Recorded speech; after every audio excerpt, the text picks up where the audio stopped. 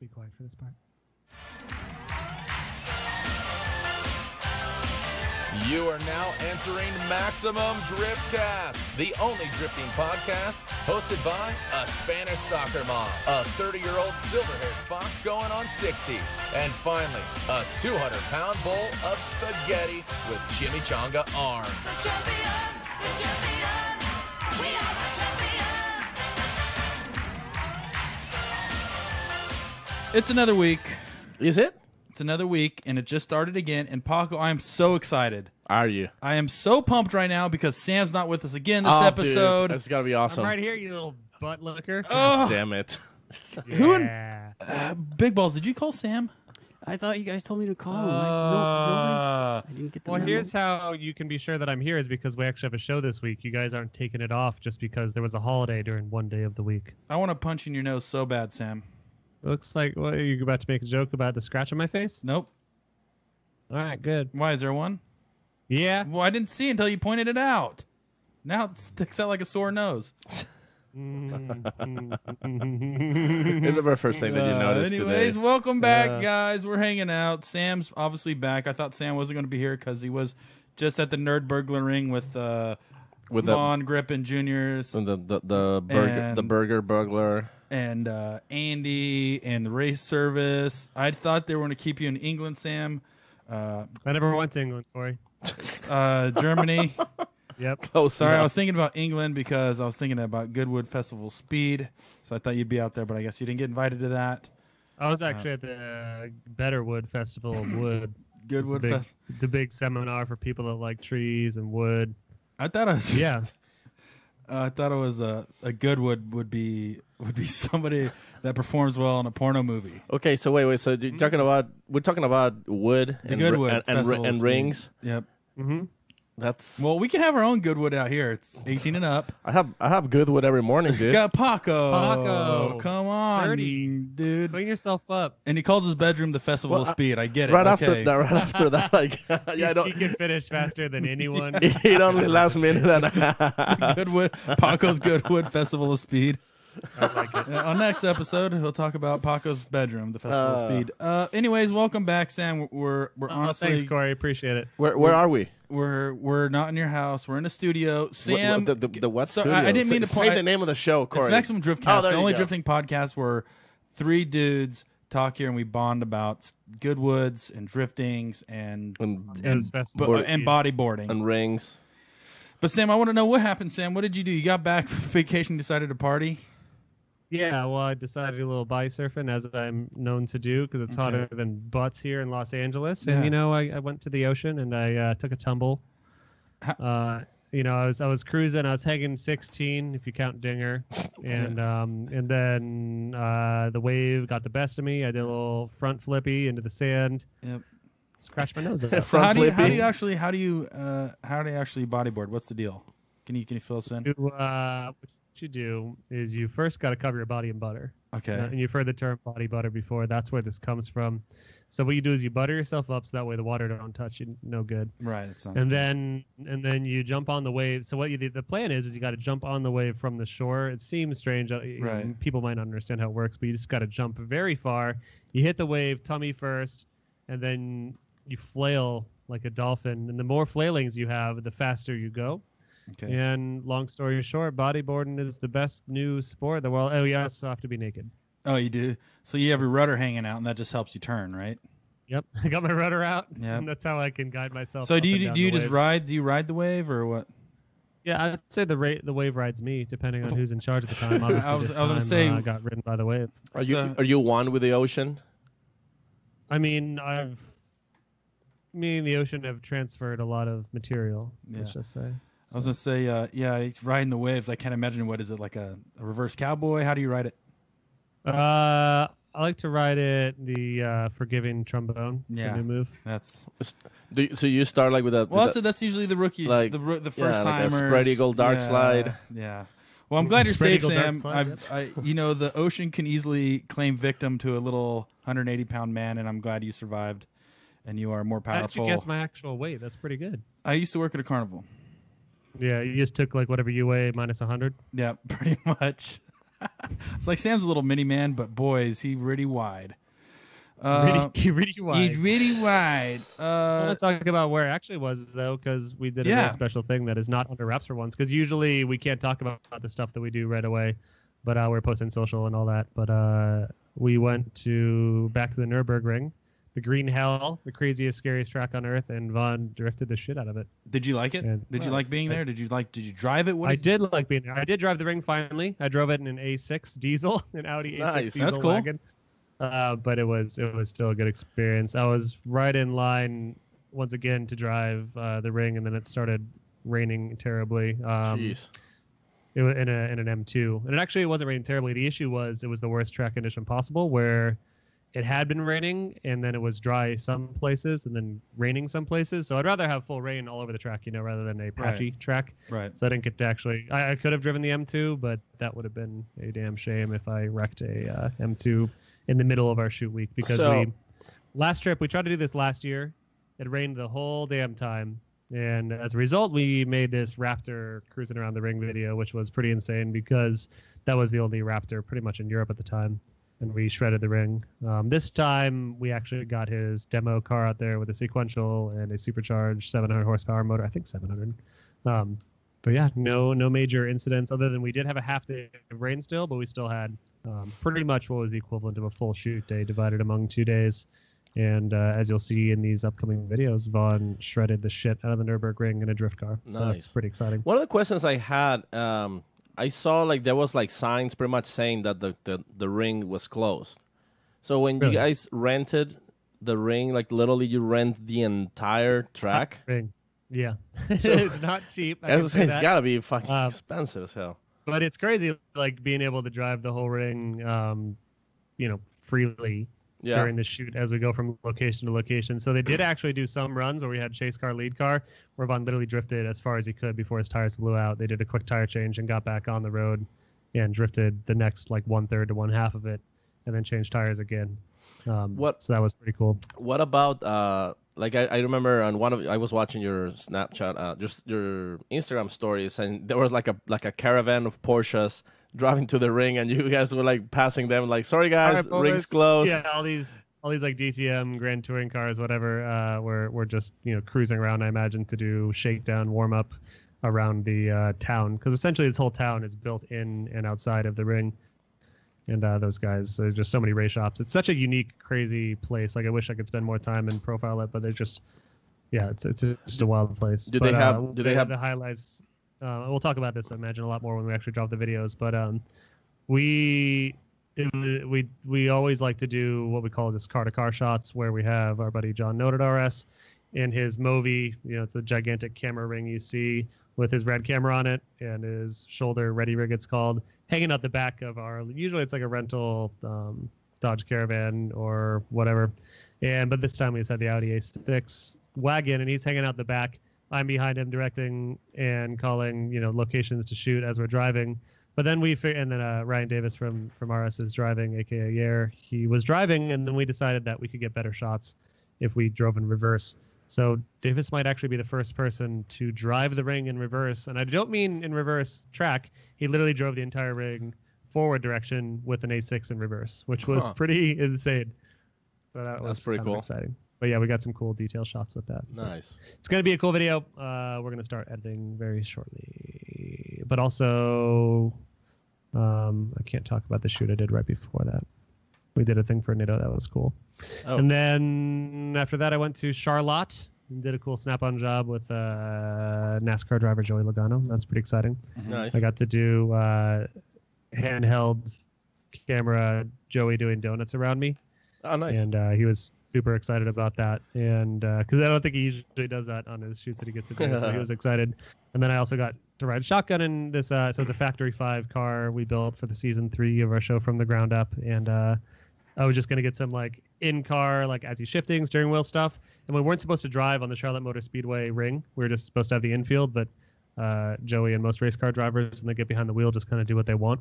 And he drove on the ring and actually got to do the oval, and actually got to do a lap around the Charlotte Motor Speedway oval shotgun with Joey. So that's pretty cool. Does he end up liking you, or does he not like you, Sam?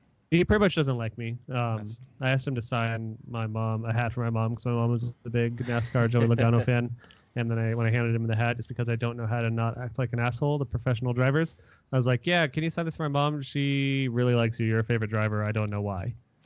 And yeah, I don't know why I say the things I say. Nice.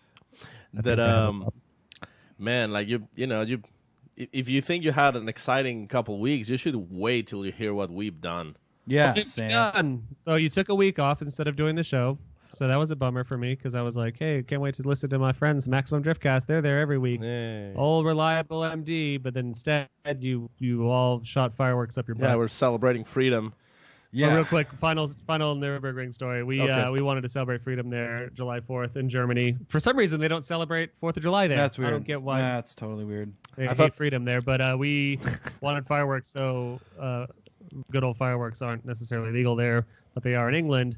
So we had our English producer bring us fireworks to celebrate in Germany on 4th of July. It was like all the people that we've beaten in wars to have Yeah. our independence, Right supplying us with our fireworks to celebrate. That's pretty cool. I hope there's video for that. Maybe. I think there's some Von BTS, but Nice. Oh yeah. what did you guys do? Oh, I mean, we bought some scratchers. Some scratch and sniff? Yeah, pound a couple bee smoothies. Yeah, it's pretty exciting. And I bought a Cadillac. No big deal. About that, man. So like I said on my my comment to your Facebook post, I usually talk shit when you buy more cars, Paco. Let's be honest, as Jared says. Let's be honest. You know, Let's be honest. the proof is the pudding, Paco. Yep. You buy too many cars, you have too many cars. Yes, But this one's kind of cool. it's pretty sweet. It's What is it again? It's a 1968 Cadillac Eldorado, and it has and the name is Spanish, so it's like it's pretty much It's named after a fish. yeah, it's exactly yeah, Eldorado. Dorado fish. Eldorado means the the land the one of the who's fruitful. got the big package. Yeah, Gotcha. that's what it Nice. means. It's got a 7.7 liter engine. Nice. This is Really? this is the 60s when the gasoline was Are you pretty much joking? free. Like that's real. No, yeah. 7.7 liter It's engine a- of the 60s. It's a 472. And then they made like 160 horsepower. At the No, it's like 350 horsepower and like 500 Really? pounds of torque. time. Yeah, in the 60s, it had that. Oh yeah, and you know what's Yeah. the best thing? It's front wheel drive. No. This gigantic boat with this gigantic monster of an engine, it's a front wheel drive Cadillac. So the thing is, like, these cars have a flat floor. There's no hump, Yeah. you know, like for like a drive shaft and all that. Right. So it's actually super roomy inside, and this one's actually in pretty good conditions on the inside. I found it for pretty cheap, so I couldn't pass the opportunity. And that particular model with the headlight covers, and that was pretty much like the last year with the fins. That's my favorite Cadillac. I always Yeah, how wanted. much I did always you want to buy it have for, one. and does it run? It runs and drives. No, it runs like sweet. Like I did a tune-up this weekend, put new spark plugs, cleaned the carburetor, put a new electric fuel pump, and RV cams. the RV cam, 500 horses. And the thing is cherry, man. And you just need paint. I'm just gonna like spray paint it myself, like the same way No. I did the limo. Paco, come on, man. Yes. Put some money and time into one of your cars. No. I mean, well, I don't want this to be a long-term project. Like this one, I just like it runs and drives. I just want it as a weekend cruiser.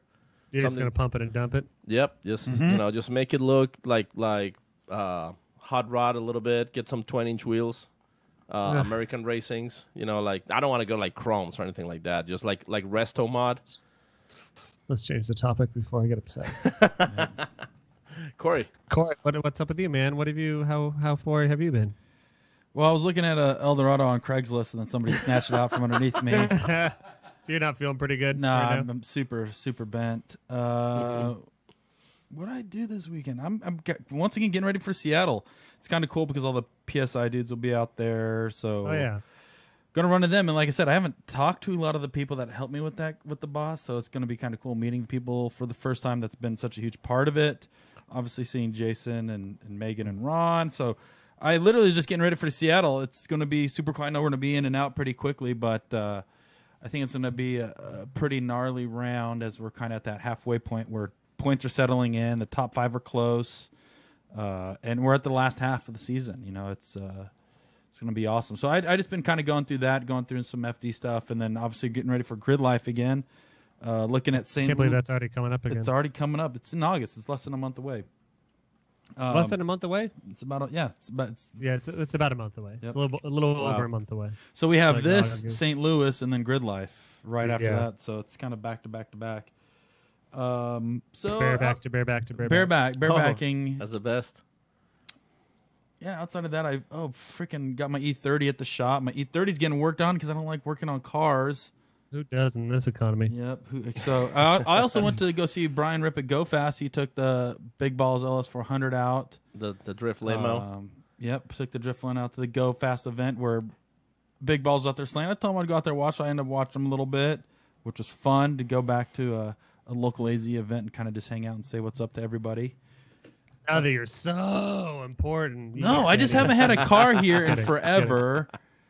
And obviously, Big Balls was stoked on getting the LS400 out there, and so I went out there and watched Big Balls let her rip a little bit. Yeah, their buddy Joey got some nice footage of Brian's car, and it looks, dude, it's surprisingly, for such a big car, on that video, it looks so I saw a bit of that. nimble and Looks like you need to handle. stiffen it up. Does it need to be stiffened up a little bit? How'd Yeah. the car feel?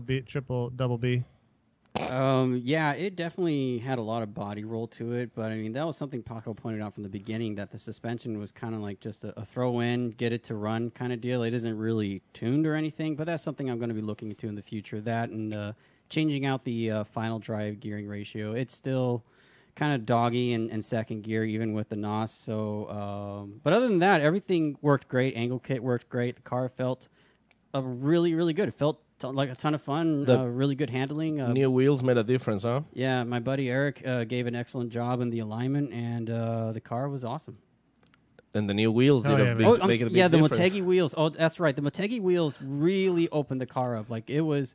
I thought I broke something because I wasn't moving anywhere in second gear, and I was holding the throttle down to the floor, and it turns out I was just spinning the wheels. I thought I burned out the clutch or something, but I was just me not used to having a lot of power. That's all. The silly 20-inch wheels that I put on that thing, God. they're heavy as hell. So that was your first event without 20s on it, huh? Correct.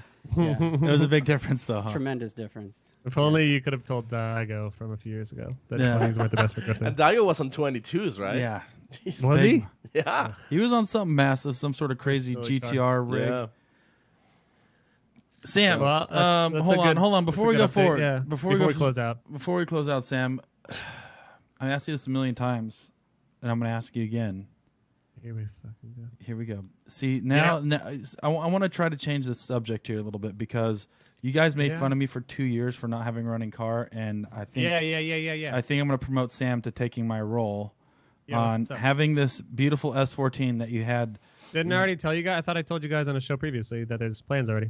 That's a lie, Sam. Until we hear the plans. Bullshit. This fall/winter, once these major build shows that I have charge of hopefully slow down. Maybe they will never slow down. But yeah, we have a plan to finally do what I've been quietly begging for and bring my car over to RS and in some shape or form kind of recreate my series, but on RS channel. Wow. So actually, like your What series, series? but in Like good the quality. Drift Idiot Fun? It's all, I mean, the creative and everything's going to be pretty much up to me, I believe, with just a little bit of input from those guys. And it's probably just going to be probably a vlogier version of the JX series, if I had to guess what it is right now. And that could change many times over the next few months. But yeah, I think it's going to be bothering Forsberg and Turk with stupid shit intentionally on my car. I'm going to be doing poorly at driving at Willow, doing poorly at driving at Arizona. any event I can get the In car to. Yeah, I'll bring the Arizona. car to Arizona, do poorly there. And then maybe I'll do a little bit good, and then I'll like make a really epic sequence to it, and I'll Right. hit something and do poorly. Hey, baby, Tiffany needs to go potty, I think. Oh, what? Oh, Oh, What happened? that was a perfect intro right there. Sam, did you say you What have was to go that? potty? who said that? Who said that? Speak up. Show your face. Summons All yourself. right, guys. Someone take Tiffany out to go potty, please. I thought my mic was muted. My bad. You know what? I was thinking of an introduction I must for you, have and I was been holding thinking, on good enough. I was thinking of like, oh, do we go like with the Costco way with like Matt Van Kirkland? Or do we go like Paco? You've been building a tofu drift van, but have you ever built or driven a Matt Van Kirk? Tofu drift Van Kirk. But thankfully, I don't have to do any of that because Tiffany has to go potty. Is Tiffany gonna go potty, Matt, or not? It's Tippa, and I think she's going out Tippa? right now. Tifa? Is Tifa a dog Like a- or a human? Like in It's, Final It's Fantasy? a dog, but you think it's a human the way she acts sometimes. Is A this little hellion. is this Tifa like in Final Fantasy? Yeah. Yeah. Fucking nerd. Oh, you guys anime. We Hey, are- my girlfriend named her. It's my girlfriend's dog. Okay. Does your dog have huge situation up front, upper body, back, Massive opposite of the legs. chest? Anyways, we have Pro One Drifter Matt Van Kirk here. Hey, The dog How's it going? specialist. the the strongest grip on grid. Yeah, so Matt Van Kirk has warmed our hearts and minds by being having one of the best debut years in Pro One that I can think of anyone that hasn't come from another like Pro One level series. But also, one time, Lorette was holding on to the mic, and he grabbed it from her in a way and wouldn't let go, and that has sparked an adoration from all the fans. And Lorette, of course, at the time was, I imagine, flabbergasted and flustered, but. Never let go, Matt. That's how it happened. That's exactly how it happened. Can you Let me demonstrate real quick. Yeah. Just he's holding hold the it. mic. Can you guys hear me now? Yeah. Oh, hearing for so the, much better, actually. Look at him. He's For the audio-only listeners, he's holding his headset mic. Yeah. So did you, when you I grabbed... practice. So I think Lorette's mentioned it before because I think that a lot of people do it. Before you ever had your moment with her, I think she's mentioned to me multiple times, like, God, I can't stand when people grab the mic from me. Like, let me just hold the mic. I know the distance for levels. I know where to hold the mic. Just please let me hold it. Like, I don't understand why people always want to grab the mic. And probably later that day or that week or that month or that event, like, here's this beautiful video with Matt Van Kirk holding the mic and not letting go of it. I want to know, Sam. I was going to ask Matt this. Can you give us a play-by-play on how that all went down? Like, can you break up when Lorette came up to you, started interviewing you? How did it get to that point where you literally tried doing a handoff with a baton? So she started talking. She introduced me, said the battle with Osbo, talked about it, and then she put the mic to my face, and then I was so focused on my interview. It was my first interview during FD live stream, so You did a great had the job, by nerves the way. going.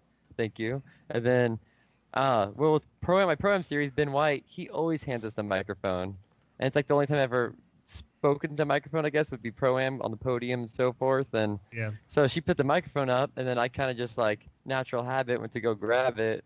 And then honestly, I didn't even, as I was giving the interview, I had no idea I was even holding on with her. I was just like so focused on what I was saying and looking at the camera that it was until after the fact then. And I actually did it twice during the interview, surprisingly enough. So if you watch it, I did it for a while, then she talked a little bit, and then I continued, and I actually went and grabbed it again. That time I probably had a little more grip, but Did you much how ever it went out. feel her put up a fight like you're reeling in a fish? Like she was trying to like pull back a little bit and you said, no, nope, you're not leaving these hands. She definitely did not. I think I would have realized what I was doing. She kind of just Limp wristed let it. go and Lorette let gave me up. hold on to. Yeah, exactly. Lorette But not, gave I up. wouldn't say she gave up because I haven't had it solo yet. So She's a still- pro she still arm puts on a- wrestler. Yeah, she still puts She on a is. fight. No, she's Lorette's built like all a brick upper house. body. She's I don't know if you've like the camera's deceiving for FD, but she does 150 push-ups every day, 150 pound bicep curls. Yeah. Well, I think what she uses is those little hand strength things that they have. Yeah, Almost yeah, looks like that. a little nut crack breaker. Yeah, But- Nutcrack Baker. Yeah, I think she does that. And you were able to break the death grip. And, Oh, definitely not. But like you said, like we all joke, but I imagine that it's nerve wracking to talk in that situation for your first time and all that. Like I still have a minor heart attack before every halftime show, so Oh, I get it. definitely. I think get it, man. the best part is how everybody else just started embracing it, like totally nodding to your It's stunt. becoming a thing. Yeah, so it's pretty Yeah, awesome. I that think it turned out for the better. yeah, And, My- Nathan my and not in Chad's here. asking for a screenshot. Brian, are you able to find the Never Let Go photo somewhere and post it up for everyone to see? It's Yeah, on- let me it's on look our- for It's it. on our Instagram, Brian. So while Brian looks for it, real quick, while Brian looks for that photo, we have a super chat question on YouTube from Frank Super chat. Mirabelli. Tell them what super chat is though. So anytime. Yes. Yeah, whenever you want to ask a question that is like an immediate, we're going to interrupt the show. And we'll answer it, whether it's $1, $2, I think the minimum is $2. You don't have to spend $5,000, but we'll definitely address your question. We'll address your question. And in this case, FJM9898, also known as Frank Mirabelli, is asking, sorry but not sorry, did you fix your girlfriend's wheel? That's a question for... Fix the wheel? Oh, yes. Real quick, you guys want to see the dog? Yeah. Yeah, let's see this thing, the poop machine. That's a good way of getting rid of it. Hey, that's a good looking pup. That's a nice looking dog. Let's see it. There you go. Oh, hi, Hey. buddy. Kisses. Oh, Hi, I think she's buddy. trying to grab the mic from me. Oh, Don't let go of the So mic. for audio only listeners, go it's lay not down. actually a dog. I'm It's not actually a dog. It's just it's an old stuffed animal, and he thinks he's acting like you it's an guys- actual dog. It's weird. It's really You weird. guys awoke the beast. Now she's not going to leave me alone. Oh yeah, she's real wild. That fake dog. So what was the Uh-oh. question again? If you fix the your wheel? girlfriend's wheel, What's wrong with the wheel? I don't know. You talk- That was a question. I don't know. You have Maybe, to- maybe she knows. Maybe he knows something. Is it a simulator wheel? Is it a wheel for No, your she car? drifts as well. She has a BRZ, but I don't think she's ever destroyed any wheels. I guess that's what You have to- GF means, right? You fixed I your know GF's the other wheel. day I accidentally curbed her nice work VSXs that were on the car. And she was happy about that. That's what. So you're if that's talking- the okay. question, then no, I haven't because they're copper plated and the lips are kind of scratched up. So I'm FJM guessing- just posted in chat in all caps. Her works.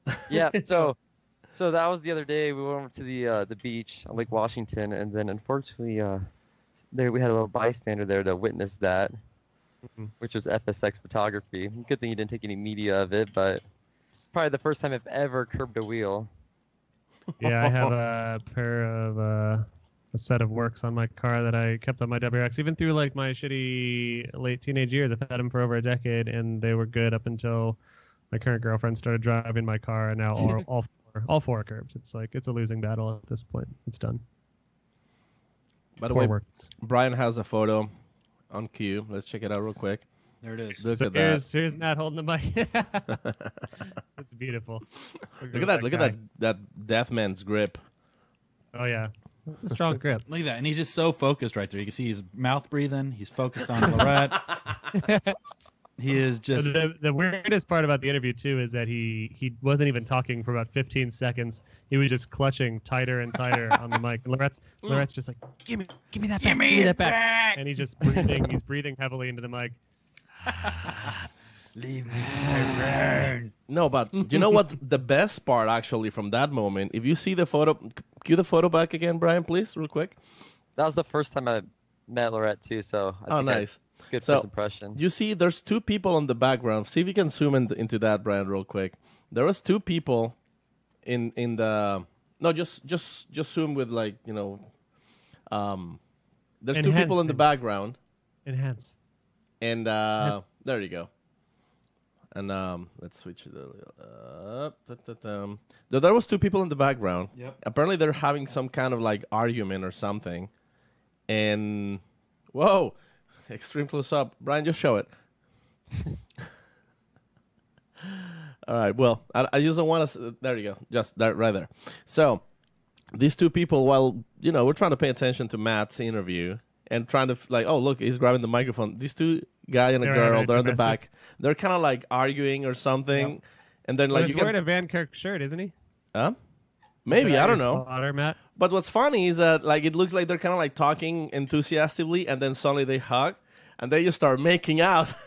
like In the video? Oh yeah, it's all there. They just start like making Well- out and like a little. Matt can shed some light. That guy's wearing a Vankirk shirt and looks like he's got a headset. Is that one of your boys? Yeah, that's one of my boys. That's Greg. If you don't recognize him, he was on the MTV True Life I'm a Street Racer back in the day. Oh Oh nice. shit! Yeah, that's him. The Don That was- Toretto I- himself. I had I gotta talk to that guy in Seattle. I had downloaded that, like, was probably one of the first things I ever pirated. I mean, got legally when I had first started into the car fanatic lifestyle. and I watched that probably like 30 times. Which guy was he? What car was he? The CRX, the Nice. all-wheel drive CRX. Oh man, I want to see that again. I'm probably gonna watch that the second the podcast shuts down. It was MTV True Life. It's True Life I'm or a Real street- Life? It was True Life. I'm a street racer. True Life. And the best part is most of the other ones were like, I'm a heroin addict, or like I'm pregnant, and this one's I'm a street racer. Like it's all on bad these levels. things. But it was cool. I remember that there was like a dude with a 4-door Integra that kept on blowing transmissions and like all these street racing stories, and this was like, Yeah, Right. I think in that now video it's- he was running as an Integra, I believe. It's been a while since I watched it, but he had a been a while. CRX and an Integra at the time, so I'm not sure which one. this he was running. around the time that I had just started getting into street racing with Justin Pollock by my side. Not actually by my side, but we're at the same illegal, which is exciting. And yeah, I saw this thing come out like right as I was starting to go into the illegals. I'm like, holy shit, this is cool. I'll never get my license suspended for this. I did. And there you are. Your probe ended up getting you arrested, Sam. Yeah, I don't remember if that was the Probe or the Mustang at the time. It was one of the two. Yeah, I didn't know you were a Ford guy, Uh, but more a Ford guy what's that? than you're such a Ford guy through and through. Oh yeah, I traded my Fox body for a Ford Probe because Ford Probes are the future. Oh, I saw a Ford Probe. I think in Germany of all places. Wow. Yeah, I tried to get on my phone fast enough, but I was on the Autobahn, and you're not allowed to drive slower than 200 What was it? kilometers an hour. Das Probe. Yeah. Which, by the way, the Audi A6 takes a minute in diesel form to get up to 200 kilometers, but when she's there, she's smooth. He just starts sailing. Oh yeah, she's a comfy boat. Matt, while we're on the topic of Never Let Go, when did you realize that you were kind of getting this response out of that whole thing that happened? Like, what was the kind of the chain of effects where you're like, all right, there might be something here? So after the fact, I got derped real quick, and it was, I was getting made fun of, but I didn't look at it as a negative way. A lot of publicity is good publicity, but it wasn't until I slowly started going and people were joking more and more about it, and then after seeing all the media I got from it, I feel like some posers came into play. Some names would probably be Chelsea and Dan.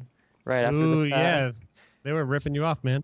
Yeah, I know. They saw something happening. They were like, "Hey, I'm gonna join the party." But after that, just kind of started to become a thing. I had a second interview, it was in New Jersey.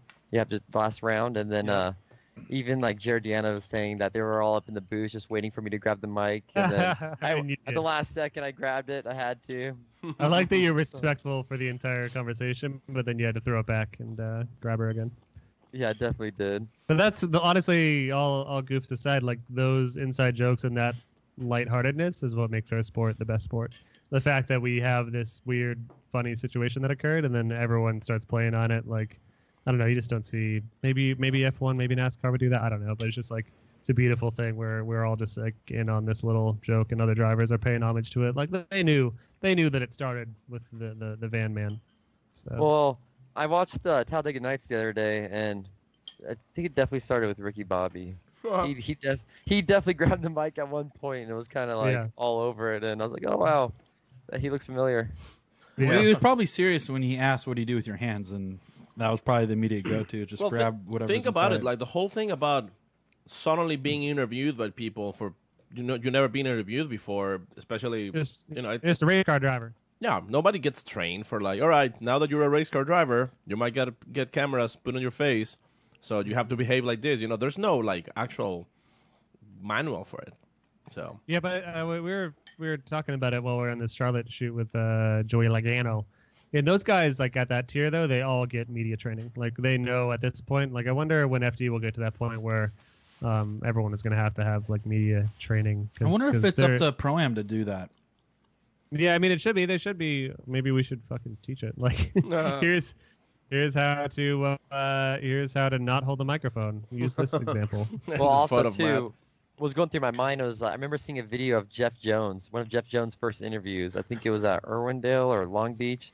It probably was Long Beach, and then I tried finding it the other day, but I couldn't find it. But it was hilarious. And I just remember watching Jeff have his first interview, and I was like, "Oh man, I can't do that." Jeff is a perfect interviewer, and I think Jeff is listening to the show right now. He told me that he was driving to Washington, and Jeff, as we mentioned on the show many times, is going to take that Edelbrock supercharger onto the podium when he gets on the podium, and I cannot wait because I cannot wait. He said he will take it off and We'll walk rip it off like real quick. We'll do like maybe 16 screws. And Yeah, comes Yeah. out. Take that thing right to the podium, Jeff. Yeah, it's So kind of before we funny. get to- It is kind of funny, Stan, when you do get put on the spot like that. That sometimes you go on this autopilot mode where you brown out for about 30 seconds, and then the microphone goes away, and they're like, "All right, we're off," and it's like I have no idea what I just said or did for that past 30 seconds. Yeah. It's crazy I how a think I'm trying microphone to and remember camera. what FD event it was. I think there was an FD event where before our show became a thing, before anything, I feel like Jared was in the stands or he was like down on the green talking with a portable mic or something, but he actually is like, "Oh, here's Sam Drift Idiot. Like, what do you think?" And I was just like, "Yeah." That's No, good. that actually no. So it happened recently at Hyperfest. I remember now. Like it was during the burnout competition. Jared's like, "Oh, there's Sam Drift Idiot. Like, what's up, man? How's this whole thing going down?" I was like, "It's good. Woo, Hyperfest. Hi." Hey, Like, bye. And I do this semi-professionally now, but it's still like put on the spot, not thinking I was going to be on mic. Like I didn't know what the fuck to say. Yeah, you browned out. Browned out, you know. Yeah. All right, before we get into drift car history, drift car facts, I want to talk about your nerd shit because you got some nerd headphones. You got the PewDiePie chair. Your dog's named after a Final Fantasy VII character. All right, let's get into it. What are you playing right now? So I usually just play Counter-Strike and stuff, but as everybody knows, CS:GO, CS7. Yep. What are we talking here? CS:GO. CS7. I used to play CS Source back in the day. Source, Oh, yeah, hell yeah. Source. I mean, that's the last time I played was probably Source, but. I got these fancy Sennheiser headphones. Ooh-wee. That's Look- it. look You who- just a CS:GO guy, FPSer. Yep. And then other than that, as you guys already know, I do the VR thing and Assetto Corsa, and I learned actually how to drift on Live for Speed and No way. so forth. Before you were drifting in real life, you were Yep. drifting. So I've been into drifting since I was about, I want to say, 14 or so. And me and my buddies used to go to the Evergreen Speedway because I'm from Seattle. We used to watch all the local guys like Walker, Wilkerson, Gleb, Roland, all them, and Nikolai. And then it wasn't until I was like 19 I was able to afford my first drift car. So in the meantime, I remember being like 16 years old. My buddy dropped out of high school and he ordered the Logitech G25 in the first speed. I remember being in like first period, and then he gave me a call and he's like, "Hey, dude, the simulator showed up." I was like, "Oh, no way." So I told the teacher I had to go to the bathroom, ran to the parking lot, got in my car, and headed straight to his house. And ever since then, I used to always go to his house and my buddy Cody, and we used to just go online and practice. I remember we used to have like a 90-degree rotation because we tried 900 degrees, and I felt like it was impossible for us, but then we just stuck to 900. We slowly got better at it, and then I ended up getting a first job at Little Caesars and saved up and bought my own. And since then, I think on Live for Speed, it actually tracks mileage, like real driving mileage in the game. And I think I actually have, it was 22 or 23,000 miles on it last time Wow. I checked, so it's quite a bit. So during that time period, before I could afford a drift car, that's kind of my go-to. And especially on Fridays, we had a thing called Friday Night Fights, where it was like a top 16 elimination bracket, kind of like how FG does it. And we had qualifying and all that, and that was kind of like my first in on like drifting competitions. But once I was 19, I was able to afford my first drift car, and knocked on some old lady's door that I lived by. It sat there for about a year, 2 years, and ended up being a bad injector. I got it for $800. And S13. Yep, S13 hatch. It was one of the ugly maroon ones. Mm. And then the paint was all faded. It wasn't like super nice, but it was cheap. Fixed the injector. It was only $40 or something. I got an injector for it. Oh, man. Welded the diff. Got some lowering springs for super cheap, and I feel like it just kind of came natural after that. Yeah. that I game wonder was how so many. I wonder how many grandma find S13s are still left. What year was this that you did that? fun. This was probably in, I want to say 2011, Yeah. maybe 10, probably I got 2010 or I 11. got cut off on my bike over the weekend by a dude in like a faded black S13, no mods, older guy. Like I want to say grandpa status, but he was definitely an older guy. This California car that was roughing it. And as I got cut off, I was like, "How much for your car?" I don't think he heard me, but I absolutely would have like Venmoed him $500 in the spot. Well, Oh, yeah. once in a while, I always see an old guy or a lady driving like a super clean S14, and Yeah. if I ever find him in the parking lot, I've always asked, "Hey, are you willing to sell that?" And then they always tell me, they're like, Say man, you're after- like the 100th yeah. person to ask me that. And I was like, yeah. And they ask why, and I try to explain to them drift tax and what those cars, what we use them for, and Don't tell So, them. Don't tell them the of secret. Yeah. Yeah. Then You they'll- just they'll- want to be like, look, I'm trying to take this piece of crap off your hands. These cars have a We buy fatal shitty flaw. cars. yeah. When these cars hit 28 years old, they all implode, and no one's gonna want it. So if I give you $500 today, I'm doing you a favor, pal. yeah. Yeah, because now Before we get away too far from the video game talk, because I just thought of this because our buddy in the Facebook chat, Wilson, said CS 1.6 for life.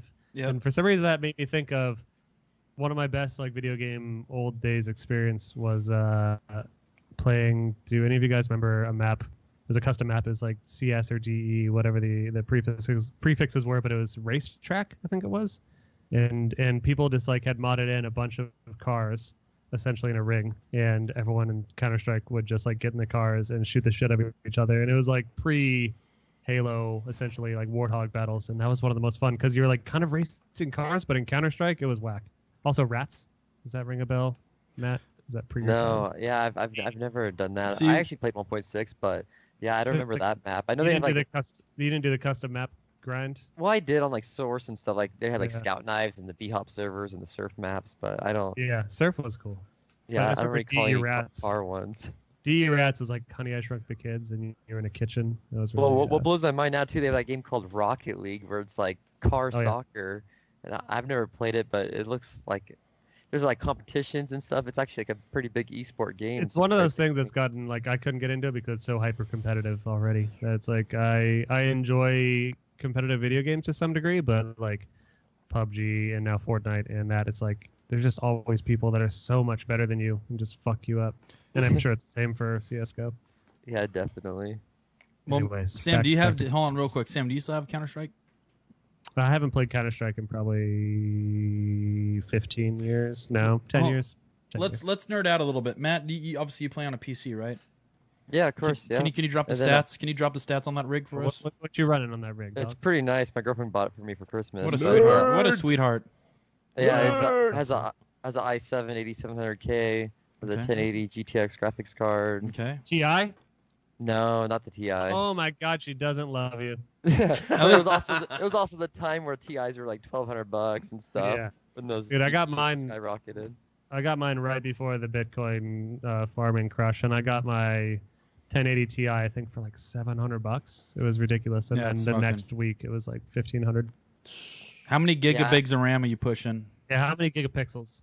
I only got 16 gigapixels. Boo, Okay. peasant. Get off the Solid shelf. state? You running a solid state in that rig? Yeah, it has 500 gig solid state, and I 500 got a 2 terabyte hard drive.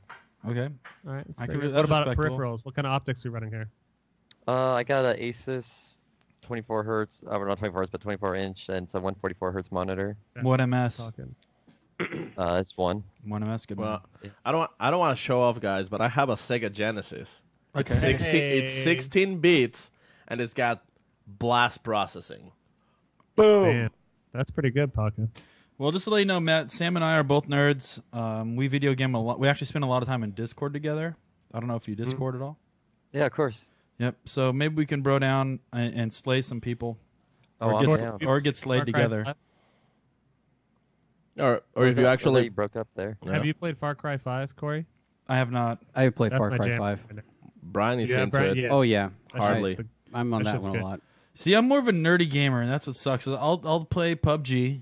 I'll play PUBG. I'm not a Fortnite fan, but I'll do World of Warcraft. Baby. Warcraft. Yeah, Corey, we know, man.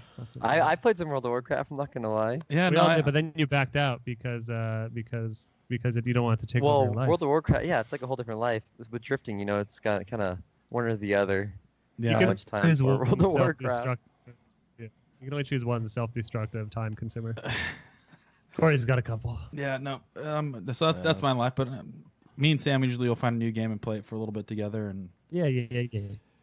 do that. But that's our other lives. That's our other lives. Usually it's consumed by this stuff. That's not drift. All right, drifting before we lose all of our fans to other video game podcasts that are better. So you got your S13. Yep. It was a grandma find, and you were 19 years old.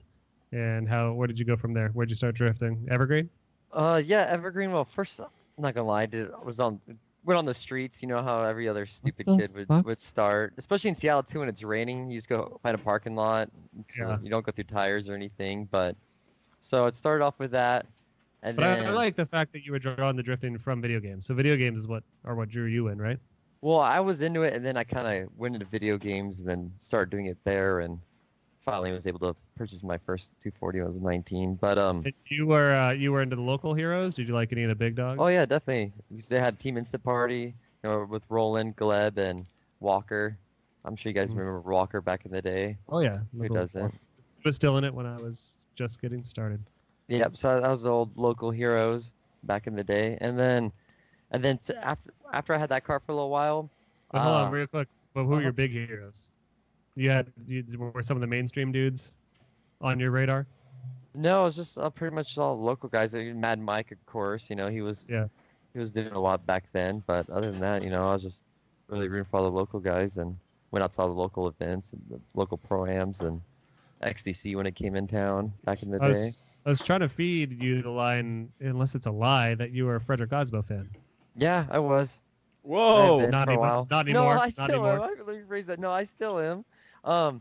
But before Osbo days, I was, you know, I didn't know who Osbo was at the time when I first got into drifting and all that. And also, Osbo's been in FTC since probably 2011. I think he brought the Chucky. Super over. I think it was like 2011. But that's kind of like the time, you know, I started to get into it and stuff. So I always had the local guys, and then it We probably had wasn't already until, like, built up. Uh-huh. We had built up this big story on our halftime show that Osbo was like one of your bros. Oh, like, no, it's not bros, but like oh. mentor, like, and then you got to face Yeah, him when in battle. when I started doing competitive drifting and all that, you know, I always looked to Osbo and the way he drives and his aggressive driving style and also You battled the dude at top 16, which is nuts. yeah, lining up against him was insane. I would never picture the day I was ever gonna do that. One of those super cool drifter success stories of being on the sidelines and then 5 years later-ish, suddenly you're going up against the dude that you were watching on TV or the internet or whatever. Yeah, it was definitely a surreal feeling. That's for sure. We skipped a lot of time, so you were back, little Yep. 19-year-old Van Kirklands. Yep, and then so I was working at Big Five at the time. Woo. Big Five Sporting Goods. I know I'm rocking into the dough. And then next door was a grocery outlet, and the manager of grocery outlet had a S13 hatch. It was gray, had cookie taillights, and then it also had an SR20. And I used to always, you know, talk to the guy and so forth. And we don't get much snow in Seattle. It snows probably like a couple days out of the year, if that. But it happened to snow, and then a truck in our parking lot slid into the quarter panel of his S13. And insurance cashed him out, and he just wanted to get rid of the car, and actually bought it for $3,000. It was all, it had coilovers, SR20, had basic suspension components. I didn't have knuckles or anything, just had some tie rods and stuff like that. But I ended up getting that for $3,000. I sold my red one, which was just a stock dual cam hatch, welded diff, cheap lowering springs. I sold that for $3,000. So I pretty much traded cars Got a and free car. upgraded. Yeah, exactly. And then that car I took to my first drift event, which was at Pacific Grand Prix up in Kent by Pacific Raceways, that go-kart track we used to drift at. I did that. It was like March, I want to say 2011. I believe that's when it was. But that was my first event. I remember they put me in the beginner class, and then like halfway through the event, they actually put me in the advanced class. So I was able to, like, they let me tandem with all these guys, you know, I've been growing up and watching. So that was really cool. No cage. Yeah, no cage. It was a little go-kart track. You didn't need a cage. What track But was slowly that? after that, I got invited to do Formfest, which was this huge car show and drift event at Pacific Raceways, which was like a half of like a road course. And that was held by Northwest Motive, who was pretty big at the time. And then I was the only one there without a cage. And Bob from Drift Office, he put on the show, and he actually let me do tandems. So I was doing tandems with all these Pro-Am guys. And ever since then, you know, I started doing Pro-Am and fighting my way and moving up the ranks. Do you think video games made you a better driver? Oh, definitely. Well, I think they definitely taught me, you know, the basics into drifting. Like Lift for Speed, I could pretty much hopped into a car, and I feel like with Lift for Speed, it was more, real life was more forgiving. Like in the dry, I feel like with Lift for Speed, you had to be like way more precise, or you'd spin out or lose control. So I almost want to compare it to almost like drifting in the rain. So like hopping in the car, it actually, pretty much came natural to me. And also a big thing too, I remember this guy who was on this team in the game, which was like a Falcon team. His name was Glazer. Well, he pushed me for during competitions and stuff too, because I used to always e-brake in tandems, like just slow myself down and stuff. But he really forced me to do left foot braking. So I started doing that in the game, and then after I did that for a while in the game, I kind of moved it over to like a real life scenario in my car, and ever since then, I've always just left foot brake, which became helped me a lot unstoppable in tandems and drifting in general. Yeah, I think it's kind of standard procedure for most. No, I don't want to say most. I don't know if that's true at all, but I know a lot of drivers. I know Odie is well known for being a left foot breaker, but a lot of drivers, especially with a rain or rally background, I think are big left foot breakers. Yeah, I never really left foot brake in the lead position, but Yeah. as I'm following, I always go to my. Yeah, you Left needed to foot adjust brake. angle. So I know a lot of Flexibility. drivers use left foot brake a lot, especially in the lead, and that's why they got rid of that front brake strip. Well, yeah, Wow. just because it wasn't accurate anymore to tell us any information because it was on half the time for a lot of people. Yeah, exactly. Hey, do you guys want to start a dance team? Yeah. We call it the Left Foot Breakers. The left foot breakers. Yeah. Two left foot. Why are all what- these dudes mentioning an on-ramp video? In the chat, lots of people are mentioning on-ramp stuff. Yeah, so I got really like notorious for this on-ramp drift video. So I had, like within being in the Seattle area, we have. Are you sure you quite- want to say it's you? Well, yeah, it was a long time ago. I learned. What I got a car? reckless ticket. What car are for you it, and- driving? All right, so you've already served your time. Yeah, I already served my Essentially. time. Can we A find that hard video? time. Yeah, I could send it to you. It's actually not online. You have to have a link to it, but then you can. Oh, so it's kind of Well, only if you want us to secret. show it on the podcast. No, yeah, I'll definitely send it to you guys. There's a couple of them. So being in the Seattle area, there's a lot of on ramps, especially some big ones. Yeah, that you've got the loop big around. roundy roofs. Yeah, so I was like, as the local kid in the drift scene that was going around hitting all these on ramps, even in the dry, and dropping my buddies off. They'd go run up halfway up the on ramp, sit there on the side of the freeway, wait till I go back around and hit it. But a big one too was one in Smoky Point on 172nd up north. It was like broad daylight. It was like 1 o'clock. This on ramp just got built, and me and my buddy, like let's hit it. Let's go do it. My buddy Chad. I ended up driving halfway down, dropping him off, and the nearest exit was probably 2 miles down the road. So he had to wait a while. As I came up to the on ramp, I'd give him a call, say, "Hey, I'm almost there. Get ready." And I remember the first time I hit it, I stopped under the bridge right afterwards. He ran to my car. We started going, and he was like, "Oh crap!" He's like, "My phone froze. I didn't get it." And I was like, "Are you serious?" I just hit this huge third gear on ramp, and we did all. We can't figure out Skype. We can't figure out the internet. Do you know what it is that we're actually feeling right now? This is what is it called? It was a law that was put in place. The internet ban. Oh God! And I remember being on the side under the bridge there, and his buddy that pulled up. Oh. Because there was marks. All the way down this on ramp, and it was a pretty big on ramp. When I show you guys the video, you'll see. But his buddy was like, they were joking. He's like, "Wow, he did all that," and the cop's like, "Yeah," and they're like, "Well, that's impressive." I'm just sitting there in handcuffs, and and Do you have then the video, and Big then Boss? impounded the car. They threw me in jail. It was like a $550 Whoa. bail, and You did time. and yeah, and then another time I got arrested was for doing a stupid on ramp. I saw selling that red car, and I drifted some on ramp in the rain, not on ramp, but a roundabout to the guy, and I got pulled over and arrested there. So I actually had a reckless on deferral. So by getting this one, I had 2 come back to my record, and I got sponsored by a really good local lawyer, diversity law, Phil Sue. He does everyone's reckless, and he actually got me off for the most part. So I went to court, and the judge was actually like, he's like, "Do you know who Tanner Faust is?" And this is when Tanner Faust was actually doing FD. I'm like, "Yeah, I knew who Tanner Faust is." He's like, "Well, if you want to be like Tanner Faust, you need to go to the track like Tanner Faust." Nice. And he gave me this whole speech, but the big thing is he gave me a homework assignment. He gave me another court date, and he said, "I want to see a 10-page essay about those traffic and safety and fatalities on American highways, and he told me to cite my sources and like the MLA format or whatever it is. So it was like a straight homework assignment. He said he was going to base my sentencing off of this paper I'm going to write. Damn. So I didn't get any jail time, thankfully, or anything like that. But I did get charges, I think, with one reckless and like a fine. But I didn't get my license suspended or anything. So Yeah, it must have been a pretty good paper. yeah, it was pretty good.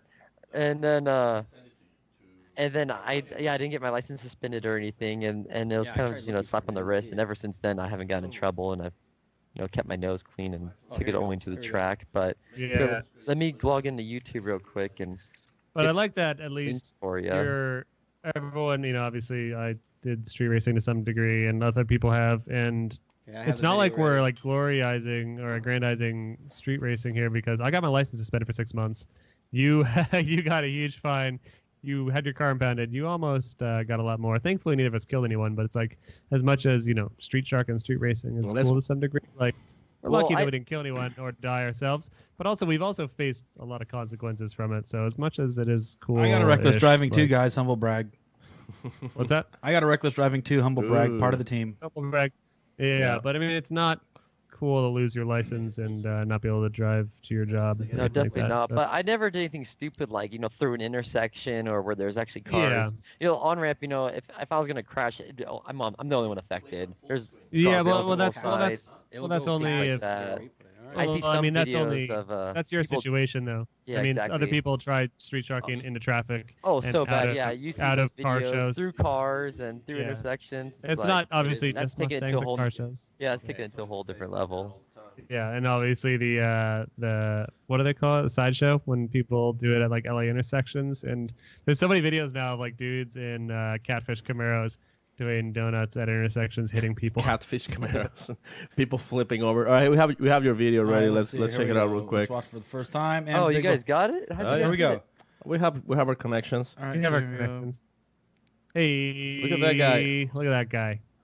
And right after this is when the cop came, or is this a different one? This was it. I stopped right there under that bridge. Let's play it again. So this was SR20. It was built by Maxwell Power, Get a Dom Tune, who I've been with since. Was this the Big 5 S13? Yeah, this was the one. This was the one I got from that guy, but I ended up building the engine after it blew up on me. But so it was pretty much stock, just it stock knuckles, but it had 390 horsepower to the wheels. I was still in SEs. I was actually doing the big 5/8 Pro-Am track or the FD track in Seattle on it with SEs. I had like 185s on it, I think it is. Oh yeah, 185, 65 profile. Yep. You say SEs, you mean just the SE wheels from like S14? Just a little basic 4-lug. Nice. All day. Oh no, 4-lug wheels. Nice. Yeah, they're still 4-lug. And then there's another one too. I don't know how you guys got that. I can't. We have an insider man on your team. Guess who? Well, we'll have him send you the other one as well then, if he can, because I'm struggling over here. Don't worry. To my YouTube channel. All right, so back in history again. You, I guess it's actually current time. So where did you go up in Pro-Am? Where did you get started there? So Pro-Am, I think I started in about 2013, and at the time, Rob Primo was doing it. I think he was also doing it. Yeah, I think he was also doing FD. The best if you don't dog know, in the Primo world. was the tallest guy in drifting. Tallest guy with the best dog. Yeah, for sure. I still follow. God, what's his dog's name? I just made a post. You just made a post today. Anyways, continue. Yeah, but he was doing it at the time. A lot of guys like Corey Keyser. I don't know if you guys remember him. So a lot Mike Phillips, a lot of the Northwest guys that did FD, Victor Moore, Chris Generett. So I started doing that. I wasn't Charlie. Charlie is his name. Sorry. It's okay. Yeah, so I started doing that. I never really got first place for a year or 2 years or so. I did get a couple third place finishes here and there. I remember going against Primo one time, and I was still on. I had no knuckles. It was pretty much the car that you guys just saw in the on-ramp video. I still had like 185s on the back, just stock wheels. And we're doing the FD Seattle track, and it was raining. And I remember it being so slow that he couldn't follow me. So that pretty much got me the win and advanced of the battle for like third place or something. But yeah, I pretty much started, with the most basic car you could possibly think of, and just worked my way up. And then I met a guy named Ivan, and he helped me out. We built a V8 S13, which was Gleb's old chassis. And then since that point on, I started, doing a lot better, had a better car, a lot more power. And then it wasn't until actually, I don't know if you guys remember, but it was Pro-Am actually ran at FD Seattle. It was about 2000 and I want to say 14, Yep. 13. Yeah, I remember that. But they used to do with no Pro 2. They used to actually do Pro-Am during the FD events. So I did Pro-Am, and it was really embarrassing. We just got this car all done, and the fuel line. I remember following Cameron Moore, and the fuel line exploded. Ooh. And halfway through the power alley, when I transitioned, all of a sudden the whole inside of the car and the hood was just engulfed in flames. And I instantly parked it, and the guy working the corner ran over. He had a big old fire extinguisher, the flagger in the corner, and then I had my fire extinguisher in the car, and both of them didn't work. What are the odds of that? So both fire extinguishers didn't work, and this thing is just burning, flames above the roof. I waited till the EMT got there, and it took them even like a minute or so, and they finally got the flames out, and the car was down for, I want to say, quite a while. And then I ended up next winter redoing the whole car. But the chassis was not destroyed? Nope, chassis wasn't destroyed. The wire harness, things like that was destroyed, and the chassis was gross. It was all melted. This car was spray painted. Like we built this thing in a storage unit off of 128th and Everett. So it wasn't super nice and clean, and that spray paint, and like half of it was plasti dip, and that stuff was gross after it caught on fire. So I had a buddy. It's gross when it's brand new. Yeah, I had a buddy who does like airbrushing and stuff, Dylan's Customs, and he helped me repaint the whole car. And my buddy Luis Salzar, he tubed the whole front end for me, and we pretty much redid the whole car. And then I came back that year and won a Pro-Am for my first time. And then that was during the days of me and Cameron Moore just battling back and forth. He'd podium, I'd podium, and we usually saw each other in the finals almost every event that we had. Yeah. And then after that, even though I had a license, I couldn't afford to do the whole Pro 2 thing. Pro 2 just started, and the following year I just ran Pro-Am, and that's when Travis Reeder came into play. It was his first Pro-Am year, and it felt like Cameron Moore wasn't doing it at the time, so I felt like my rival that time was definitely Travis Reeder, as we were going back to back and going against each other almost every podium. And he ended up taking the championship by I think it was a point or 2 points or something crazy like that. But I also ran Pro 2 halfway through the year as the car you guys see now. So my buddy Braden, who I used to drift a lot, open drifts and stuff, he ended up building this car, the creamsicle we call it, the orange and white car I drive now in FD. He ended up building it and ended up crashing it about 5 events in at Evergreen. He hit the wall pretty good in the quarter panel, so he ended up selling it to me with the whole back kind of totaled, and me and Ivan went halves on it.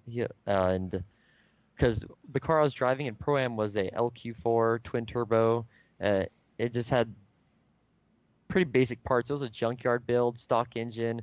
We bought eBay manifolds for a LS and flipped them around, welded turbo flanges to it, and the car would always overheat. It wasn't fast. It was more like a hot rod where you go down the freeway, you punch it, the thing's just lighting them up. Yeah. It's just instant torque, instant power, and stuff like that. But so I wasn't even about to take that car into Pro 2. There's no way it would even be competitive. So luckily enough, we got this car from Braden, which was like total FD car, dog box, built 2J. Thing was just fast. He let me drive it one time, and I was just like, wow, like unimaginable how that car felt. And so I ended up buying that, and we were hoping to do the last 2 rounds of Pro 2 that year and get a Pro 1 license. And we went into Pro 2. We actually didn't qualify for our first event, and at the time I was doing Pro-Am still, and so we got qualified 17th. It was in our first event, which was at Texas, and then the next event was That's what Corey likes doing. Yeah, and next event was that Phoenix Wild Horse when they went there that one year. But the car just had tons of issues. Like in Texas, I kept going through alternators, and then also the belt. 2Js are notorious for the factory belt system, just to keep throwing belts. So in Phoenix, I went up against Dan Perquette, and every run I did just belt through off, and so the car needed a lot of work. And then so last year, my Pro 2 season, this was the year before, we redesigned the belt system, went through the car, changed a couple different things, and then did my first full Pro 2 series season, and that was last year. And at first, we got knocked out by Stratton, and I was still like, had issues with the car. I was struggling with, setup and things like that. And Fortunato came on board with suspension, and I feel like that helped a lot. They helped me set up the car suspension-wise, and then we actually got our first podium the next round in Atlanta. And then after that, Seattle, we got first place. And then Texas, we had some issues. And then that put us up at third place in the championship last year. And now it's 2017-18, and we're doing our first Pro 1 season. Yeah, you guys are doing awesome, I think. Are you Rookie of the Year right now? Yes, but not by much. Stratton's right behind me. Yeah, when you guys are both, like, that's one thing I think we've mentioned almost every AM halftime show is that you guys are doing surprisingly well for newcomers to the league, and we're used to seeing people having a lot of trouble on their first Pro 1 year, but you guys are already doing kind of really good. Yeah. I was just sorry. Go ahead. Oh, I was gonna say that. Thank you. It's a huge learning curve, that's for sure, especially just from Pro 2. It's the level of competition in the cars is nothing prepares you for it. Well, Like go ahead. Yeah, I was going to ask you. So, what made you feel that you were prepared or ready for the jump, or wanting to make that huge commitment? Obviously, you did well in Pro 2, and you've had much success. But what was that turning point where it's like, all right, we're making the jump now, boys? Well, it's just something I've always wanted to do for many years since I was young, 14, 15 years old, and I had the opportunity to do it. And it's hard not to jump on that. We could have done another year of Pro 2, and I think it would have helped us in some ways. But honestly, after experiencing Pro 1, even doing another season of Pro 2, I don't think would have prepared me for the level of competition it is now in Pro 1. So I really think I'm glad that we made the jump, even though our program, I believe, is not up to par with all these other guys, and including the vehicle. But just the fact that I'm out here doing it and I'm getting the experience, I feel like is definitely worth it. And you're getting a top 16, and that speaks for itself. That you're getting a top 16 not off of gimmies. Like, I was just watching your New Jersey experience, doing your you not only battled Castro well the first time, but you got it one more time and you beat him in the one more time pretty clearly, and that's pretty awesome. Yep, and my car was actually overheating quite a bit, so yeah, New Jersey was trouble like, for a lot of people. Yeah, so I was really hoping one of us was going to get that win on the second battle, but yeah, that battle against Castro was a lot of fun. Oh, yeah, and you're driving, I think, above where I bet you think you are. Like, your driving looks as good as a lot of the best guys in Pro 1, which is fun to see. You. Appreciate that. Oh, this just in. We have confirmation that there is a video of that second on ramp footage. Play it, Brian. Don't try this at home, kids. No, try it on the on ramp. The streets.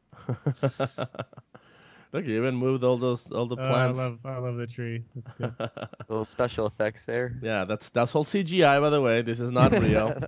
I feel like that meme that people do of like the car drifting onto the on ramp. You know what I'm talking about? Or onto the off ramp from the freeway. Yep. I feel like that's in Washington. It just looks very Washington. I think very it's green. Like looks like a Laurel or something. Yeah, that one you guys just saw. You're talking about the old Cressida. Yeah. Yeah, so the one you guys just saw, we call it the penis loop, because it's actually, so you go southbound and there's one of those exact replicas what you just saw. It's just a complete loop that goes around, and then it goes to an I guess eastbound highway, and then you take that on ramp and it goes back to the northbound.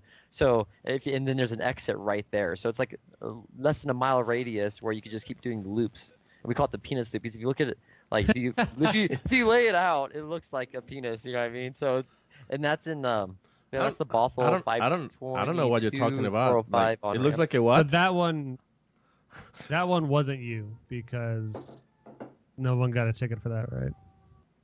Yeah, nobody got a ticket for that. So that wasn't you. That was all CGI. Yeah, we just took the car from the other on ramp, reversed it because it was going the opposite direction, and just kind of.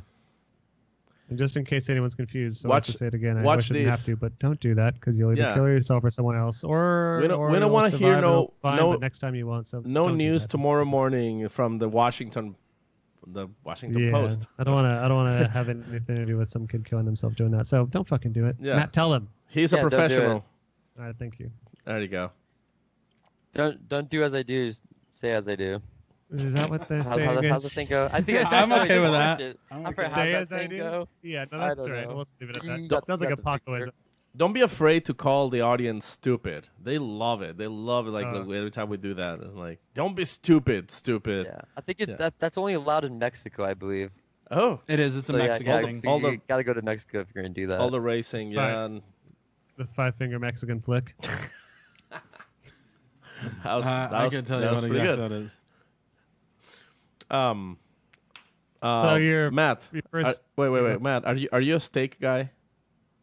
I do like steak, medium rare. Perfect. milk steak. All right. Yeah, I'm milk steak. Boiled. What? Never mind. Yeah, we're just like trying to cater Dustin. He's pushing for switching the conversation into steak. So that was just for you, Dustin. Now we're back to drifting. Which actually I have a question. So it is about your first official FD victory. What's the question? How was it for you? Like, Okay, sorry, yeah, like so how was it like the first time that you actually won Like on podium? Oh, one? Oh, so Like like a battle. a battle? Yeah. a battle. So I won the battle against Essa in Florida, but I didn't really, think too much of that because he had car issues. He got into the wall right before top 32, so it wasn't, a fair fight. But my first actual win that I feel like, team was really proud. We worked hard and fought and got it. And, it was just driving against driving was the battle against Castro. And it was awesome. It was definitely an overwhelming feeling. We worked so hard and we beat one of the best guys in the series who's been here for a long time. I actually got back to the pit and Greg, my the guy from True Life, I'm a Street Racer, my main mechanic, the guy that's always there, keeping me mellow and going. He had tears. He was bawling. He was we've been doing this together for so long, and we finally came out here and proved that we could be a contender and make it in top 16 and fight hard. And then you also went one more time with Odie. Real quick, I want to do a show at some point with all the drift wives out there, and I don't mean like the Abby Gittins and the other wives. I mean like the dudes that are the ones not behind the wheel that have been with the dudes behind the wheel since day one. So for me, that'd be like the Brett Long and Matt Scott. What's his name? Greg. Greg, yep. Yeah. So I feel like all these drivers have like their number one bro that's been there from the start, like that has been helping them and just been the guy that I feel like those guys are the ones that are the true heroes. Yeah, there's a lot that goes on behind the scenes that people don't realize or, they don't get to see going to the events or watching on the live stream and so forth. You see us running, but, to make this program work, we have a huge crew. Like everybody has a pretty big crew, and without a crew and all these guys coming out to help, we wouldn't be able to do what we're doing. So it takes a huge family and support and a whole team to make it happen. Yeah, definitely. All right. Oh. Back to Paco question. Going against Odie. One more time What against was the Odie question? Paco. I heard police, so he was like hiding. Yeah. Yeah, they there's must have something saw going that on on-ramp there. video. I know. So I'm like, yeah, they're looking. Somebody they're rat gonna me arrest out. me. Yeah. But yeah, Paco was asking, Yeah. I think, about your So Odie you- battle. so you- and, was that Atlanta? Or You was won that? one more time. No, this was at Jersey, right? Yep, I actually went against Oh, him yeah. in Atlanta as well. Oh, really? I can't remember. So okay, so one more time against Odie in Jersey, and then one more time against. Well, we didn't go one more time. He took me out Oh, head to head. So yeah, he led first, and I feel like I put a pretty good follow on him considering his car was quite fast. Yeah. But so our proximity winning was pretty good, and I felt like I had a pretty good follow run, all things considered, and I kind of just it's never really happened to me before, but I feel like my mindset just kind of took me out in my lead position. So as I was leading, I had a decent bank run, and coming through the bank in the power alley, he pulled on the follow. He kind of pulled me a couple car lengths there, and I reeled him back in. So in my mind, I was just thinking, let's just pull away from him right here, and then I ended up going a lot harder than I did all weekend, and then I went a little too fast coming into that first, I guess, horseshoe on the bank there, and my rear bash bar bumper went up on the bank a little bit and almost kind of high centered the rear end. I feel like for a second, it slowed me down. I just heard metal on concrete, and it definitely gave him the win. I kept the drift going, which was really difficult to do because the car almost spun out, but I kept going, and that deficit definitely got him the advance. And it was unfortunate too because I laid such a good follow run down, but it was a good learning experience. Yeah, I just got focus on me, especially in the lead position where I usually just I just drive. I don't think about anything really. I'm in the lead. I just do what I did in qualifying, but I definitely that time I learned. My head got the best of me, and I know what not to do for the future events. But it was still. I mean, I remember when we were talking about your battle on the halftime show, like against Odie. Like I think I even pointed out that you guys have like a very similar aggressive style kind of driving. I mean, even Odie addressed your driving on his Frenemies series, where it's like, Nice. newcomer Matt Vankirk, but he's a tough cookie, and it was a great battle. You guys won one more time, and like. Even I think this is one of those cases when even when you didn't win, you still got a lot of recognition because everybody knows Odie. He goes all out, and he's he's a rapper. it's tough. So even at one more time against Odie, it's very commendable. And the next battle, Yeah. I mean, even if you didn't move on, it was still super badass. Yeah, and I've been watching Odie for a while too, and I feel like he reminds me of myself a couple of years ago. He only had that 600 horsepower LS S14, and he was putting up a huge fight with all these guys with 1,000 horsepower, 800 horsepower, and so forth. Yeah, it's all about setup and tune, and obviously driver. Well, that's the thing is kind of talking about setup, Matt. What is your car currently? What are you running? Obviously, you're running an S13, but power-wise, engine-wise, built, suspension, like, can you give us a mild breakdown on your car? Yeah, it's just all of it's pretty much bolt-ons. I got Weissfab front and rear. It's actually with the Generation 1 kit, so there's a lot newer stuff out now. I got a Fortunato Dreadnought Pro 2 ways, and then it's got the 2J. It's stock bottom in. I got Brian Cower cams, the 272s, valve springs retainers. It's got the RTS G-Force GSR dog box. I still have a stock S13 welded diff. No way. Yeah, I'm probably the only ones out there, not doing a winners, and I feel like a winners would help a lot because we're having kind of, the being 600 horsepower, being able to change gearing would actually, I feel like, help a lot. Whereas but at the if I had same the time- power, I could, do with just the power and the same gearing. But What rear gear are you running in it's it? a whole nother thing to worry about, though. Honestly, is out of your level and your program. It seems like that's one of those things that, like, you don't necessarily need that extra thing on your plate. I'm sure you'd love to have it monetarily. Well, but, I'll at tell the you the same one time- thing though, Sam. But it's like, Dylan Hughes. He was saying one of the best upgrades he did was that winners, because going from like New Jersey and then going to Seattle, it's like hugely different. it's such a huge difference. And then when you have these cars, because I struggled with two when I was at Seattle, is I can't remember what rear gear I was running in the Z, but it was like a 3.6 or a 3.4. And fourth gear didn't work, and third gear didn't work. It was like one of those things where, like, man, if I just had 50 more horsepower, and the other one was like rev limiter midway through the bank, and it's like, if I just had the ability to sweeten that out just a little bit, it would make such a huge difference. Because it's. Go ahead, Matt. Oh yeah, that's exactly the issue that I've been having all year. Well, Long Beach, the car actually felt pretty good. I didn't have any gearing or power issues, nothing to complain there. But like you were saying, like even in New Jersey, my power band, if I didn't get to it, like that runway is so short that if I didn't get up to speed where I needed to be to initiate in third there, I'd have a hard time kicking the car out and doing a high line. And also, if you notice on some of my runs, even in I think it was against the first run against Castro, where coming off the bank, the car was diving in a lot sooner, and I was actually struggling. I just kept punching the clutch, and I grabbed e-brake and dropped the second right there because the car was just bogging down going out of the power band. And I feel like, and with the way the car is right now, without having a winners, there's not really anything I could do. we're pretty much making the max power we can with the injectors I'm running, and so having that Winters I think would actually benefit a lot because honestly the power that I'm making is I don't mind it. The 600 horsepower I've been able to keep up with most of the guys out in the field, but my biggest issue is kind of like the low end torque and running out of that power band.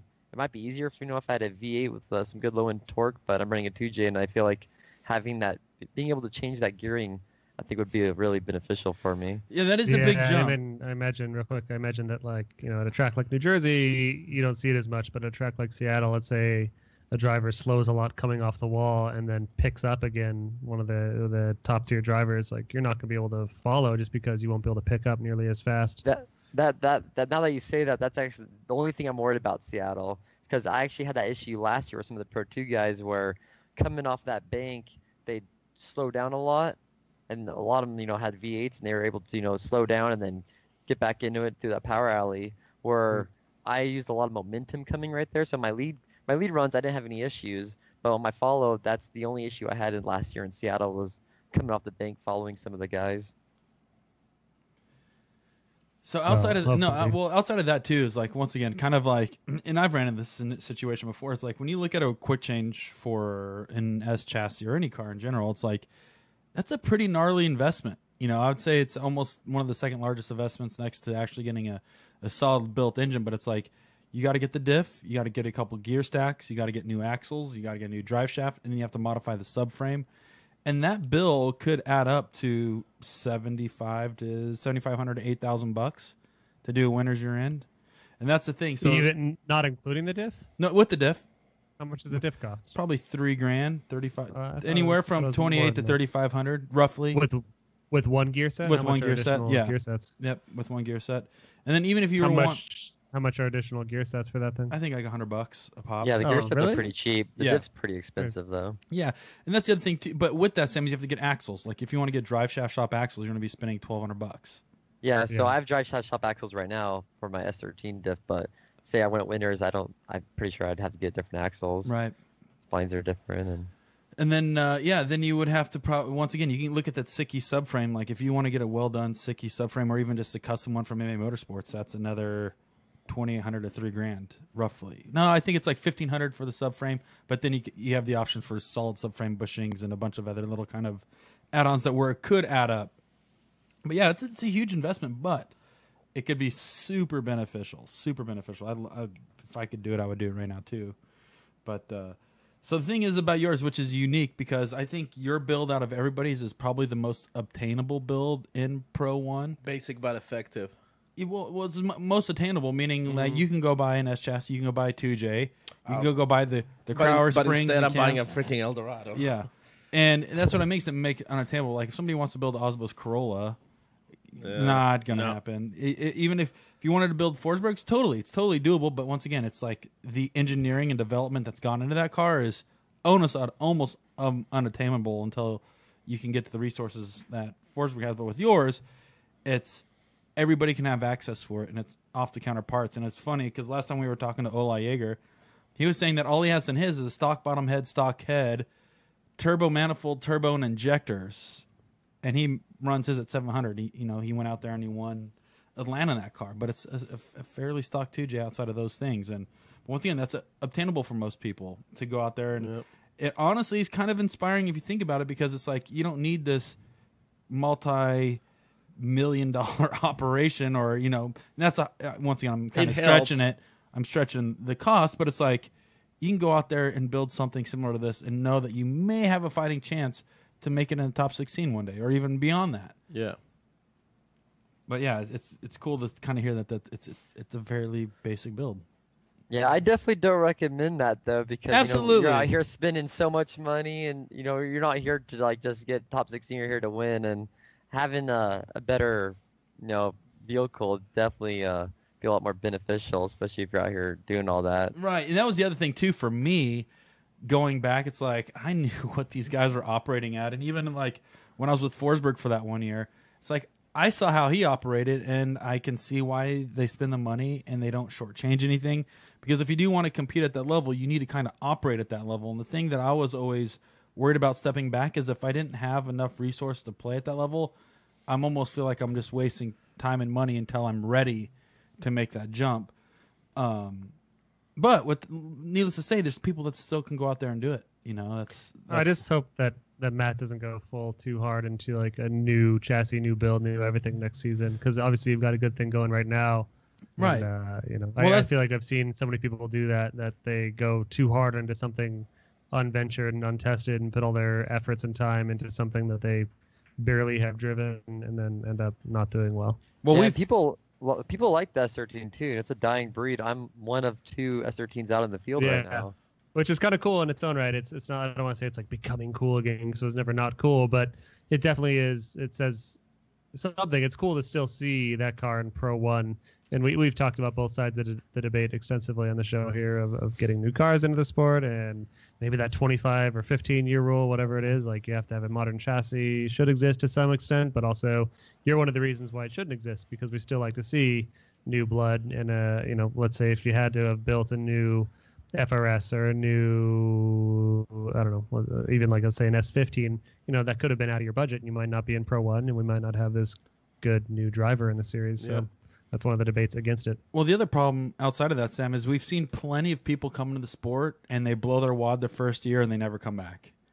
Exactly. And I think that was part of the problem with Formula Drift for sometimes is that a lot of people believe that's what it took to go out there and compete, whereas they would spend their life saving, they'd refinance their house, they'd sell everything, they'd go out there, they run 1 year, and they get mad at the sport, and they get mad at everything. It's because they let it all go in 1 year. And when it's like, it takes time to build a solid program. And obviously Matt went through a couple years of Pro-Am and went through Pro 2 and tested the waters a little bit, and then he finally decided to make a jump. But it was like one of those things where it has to be strategically planned out, as crazy as it sounds, because it does help. And as long as you're kind of prepared and you look at your numbers and things like that, nobody should be really financing their house to go racing. But once again, it's like we've seen too many people come in and get burnt out by that they've already came and gone, and it puts a bad taste in their mouth. You don't have to do that.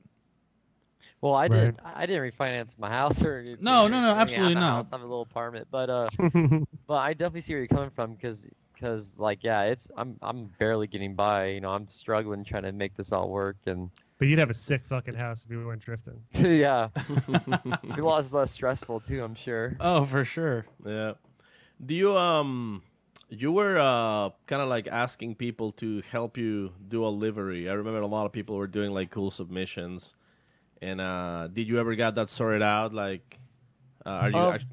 Well, actually, yeah. Stance Wars was this weekend. I talked to Tailored Auto Styling, and I'm still trying to come up with a livery and get that all done, make the car look a little more presentable. Because right now it's kind of cluttered and so forth, and doesn't really have much of a design to it. You know, there's drifting in 2 weeks, right?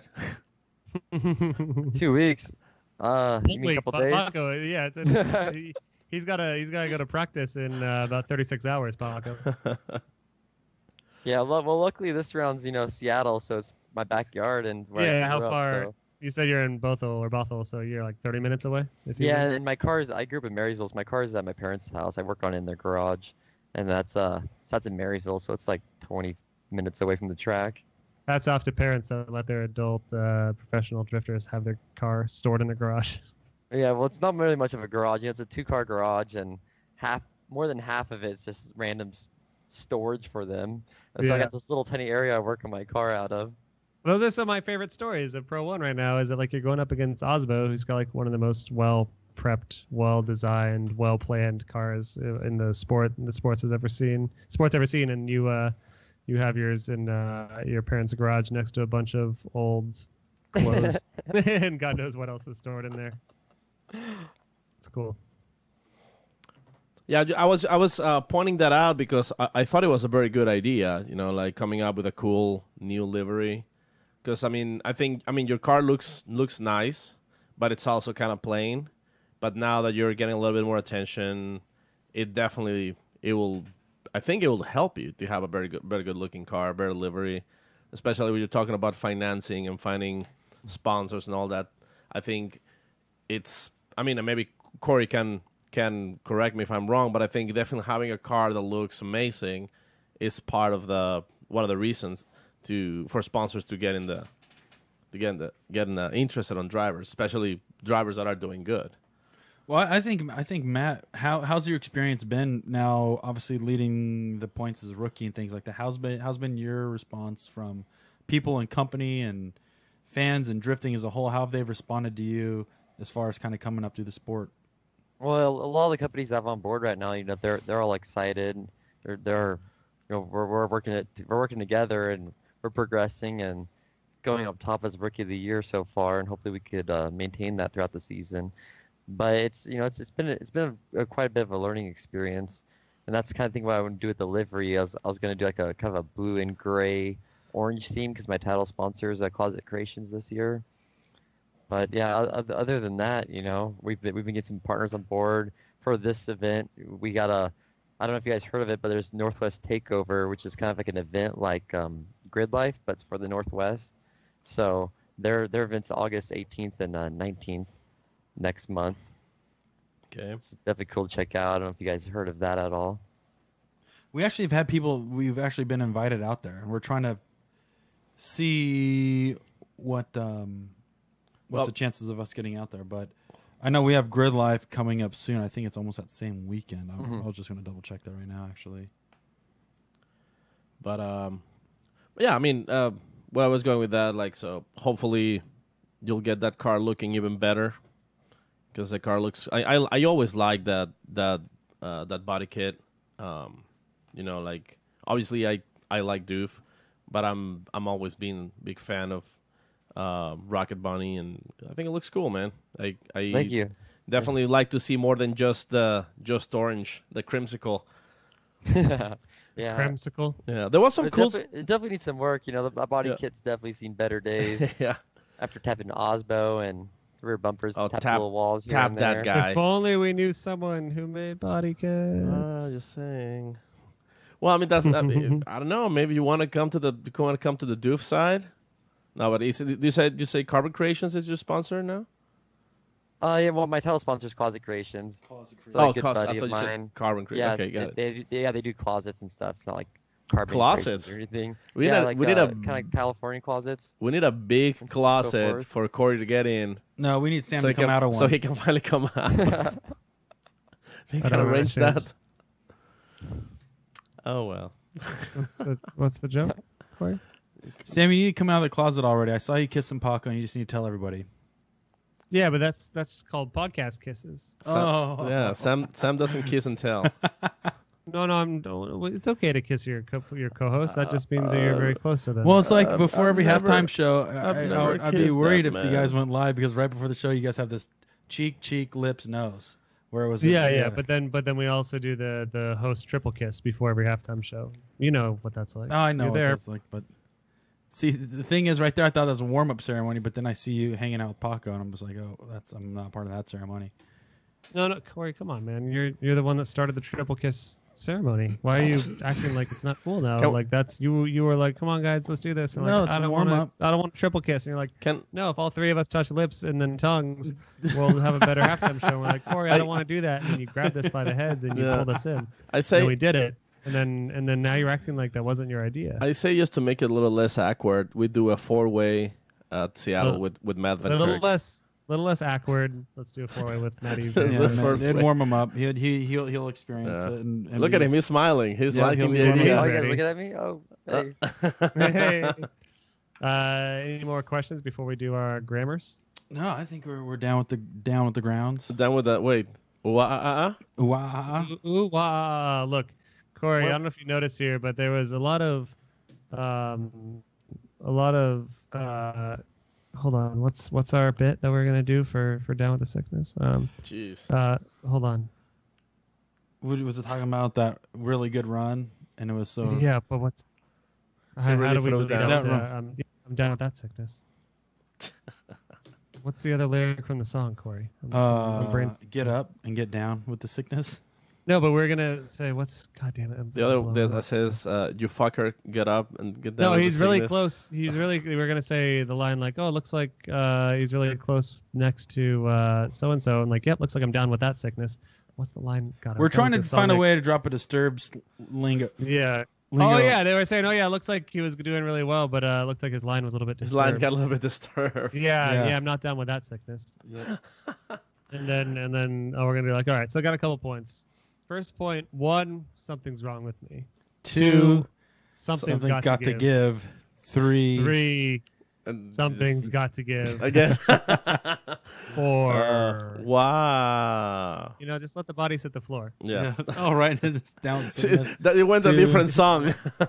Jared actually did one of those for our Snap On from the ground up. We we're putting the body on the Factory 5 car we're doing. And he's like, we were joking about it and like doing the test run of his lines, but then he's like, and then the actual one, he's like, yeah, it looks like we got steps 1 through 4 done, and it's time to let this body hit the floor. Oh, yes. It was great. I can't So wait. just so you, Go ahead, Matt. I was gonna say, so you guys are prepared. Do you remember last year in Seattle was hotter than Texas? Oh no! Well, it might be that way this week. Today, Every it's time I go pretty to hot. Seattle is the hottest day of the year in Seattle. Washington. How do I spell Washington? Washington. It's Other. Washington. Washington. We are there. Hold on. It's saying 75, 77. We're good. Yeah, that's hot in Seattle though. Yeah, but right now it's 85. It's gonna be. It's gonna cool down a bit. 75 and 77 is cool. LA has been fucked lately. Venice is thankfully pretty good right now, but yeah, as long as it's I mean, we're gonna have a bad time in Texas as usual. I imagine the weather there is always unfortunate. Wonder what St. Louis is. I don't even know. Anyways. Speaking of that, have you guys looked at the St. Louis layout? No, is it up somewhere? No, Where's- so this is the thing me and some of the drivers found out, like, because we were wondering what the New Jersey layout's going to be, because they always switch it every year. If you look at the FD program pamphlet that they give out to everybody at the event, it shows the track layout for each track in that Shows pamphlet. St. Louis in there? So if you guys have that on hand right now, I don't. Here, But- let me but I check real imagine- quick. That's kind of like a working layout. I imagine they might change it depending on when we get in 2, there. something's Yeah, got to possibly. give. 3. The New Jersey one was the one that was in there, though. Yeah, look, 1, something's got to give. 2, something's wrong with me. Yeah, I don't. 3, Usually they show it on their website too as like a highlighted piece, and I'm not seeing it on their website. Yeah. So what they have so far, it's pretty much almost one turn. It's kind of like it's kind of like at the old Texas layout where you do like a quick left Giant donut. Right. and then like a little power alley straight section and then a huge long turn. I can't wait. Well, we'll find out. In the meanwhile, the questions are pouring, Mr. Vankirk. And I'm going to ask this one Questions? first, Uh-oh. since it was the first question. And this one is from Macho Man Randy Sanchez, as always. Okay, let's finally end this debate. Can you put cat food on pizza? Mm-hmm. That's a good question, Masha. You can, but I'm not gonna eat it. What? Why? Well, first I'm allergic to cats, so Okay. I stay away from cat things in general. Well, you're allergic to I'm cats, a not dog cat person. food. I'm allergic to cats too, and let me tell you, Fancy Feast, it's quite a feast.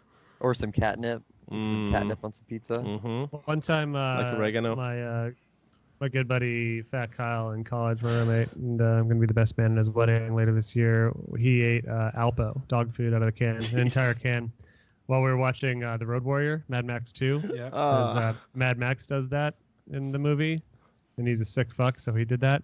I also had a little bite of it just to see. Alpo, not that bad. Not You bad. get 3 out of 5 stars, Sam. Well, I was going I to would say, even say- still to this day, Sam, your coat looks silky and smooth. It's a shimmering coat, I would say. There's a lot of shimmer. Well, you're a good boy, Sam.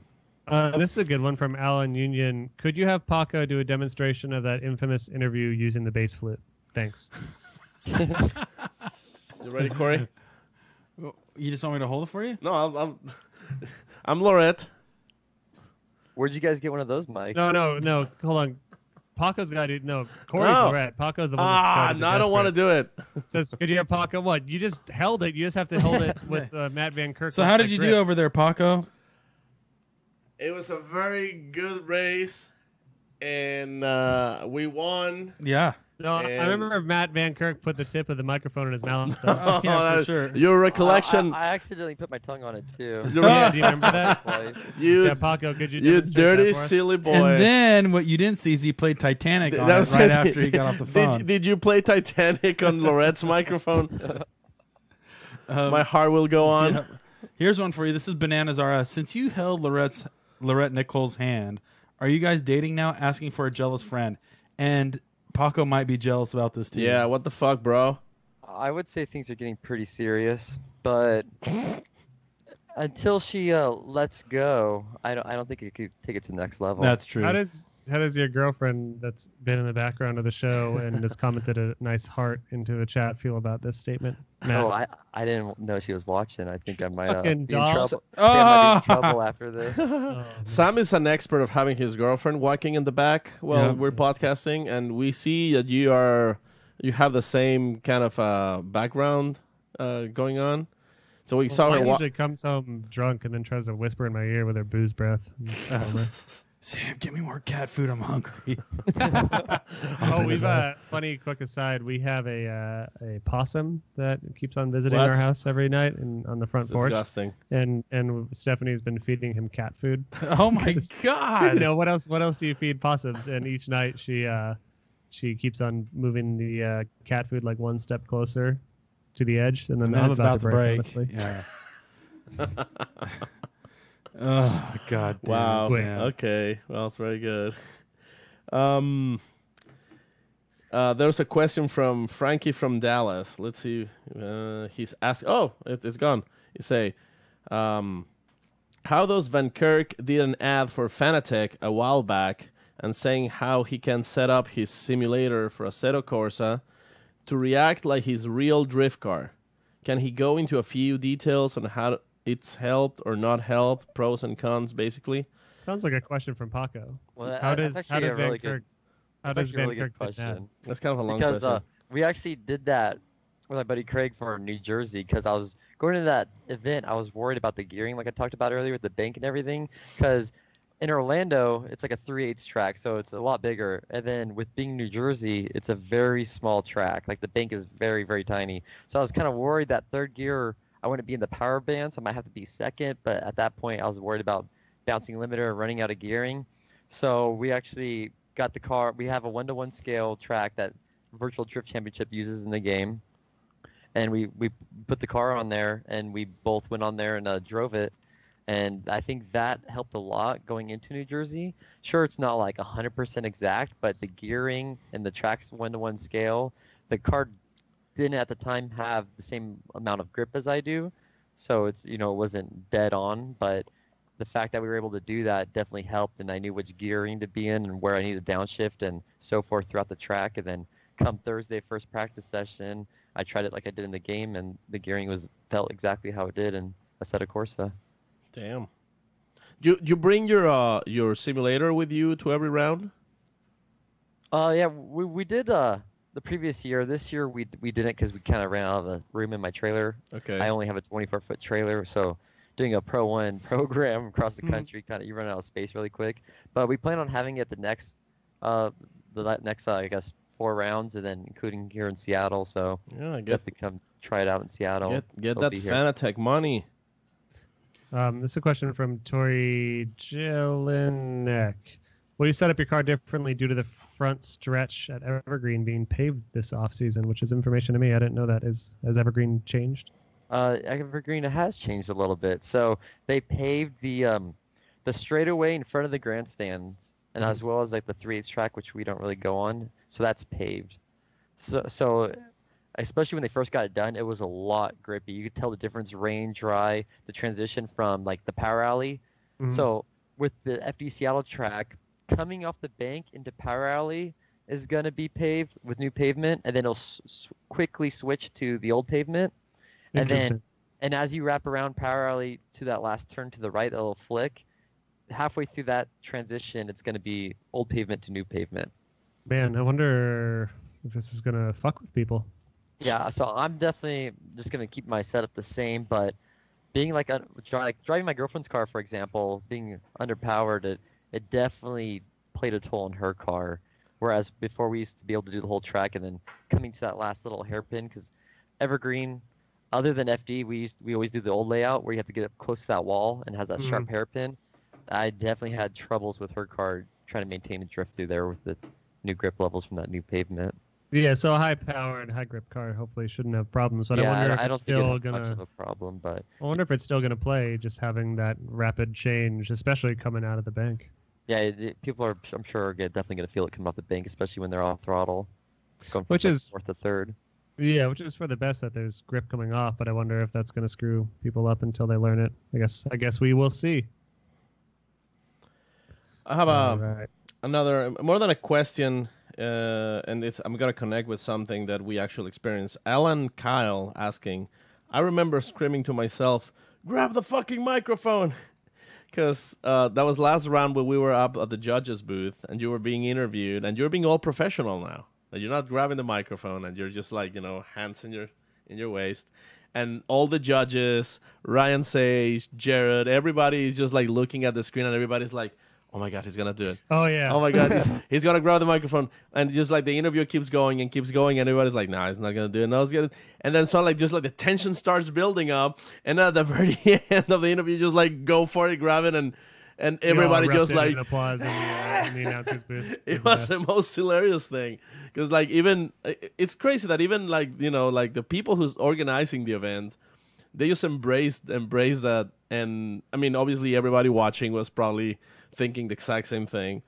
So just another moment that, I don't know, I mean, you were down there, you probably didn't see that, but it was pretty awesome. Yeah, a couple of people actually came up to me at that event and said the same thing, where they were hoping I would grab the mic, but they weren't. The anticipation was building up. I haven't done it yet, and I waited till the end. And then so I think it's gonna be cool. Sometimes I might grab it, sometimes I won't. I think just keep the crowd on their toes. what you need to do is bring your own karaoke microphone, and when Lorette puts a microphone on your face, just grab yours and speak to it as well. So you have like a double mic, and the one that you're talking to is emits like an echo-ish voice. You know which ones I'm talking about, right? Fancy mic for this interview here, but I wasn't able to get one. There you go. Oh. It's all good. All right. Good question here from Cody. Is Cody86? We know what them hands do, but what that mouth do? Oh my God. Whoa. I guess you might have to wait to find out next time Laura puts the microphone in my face. Yeah. Does that mean you're gonna suck on the microphone? I'll You fell for it. Come on. let the anticipation settle in for that one.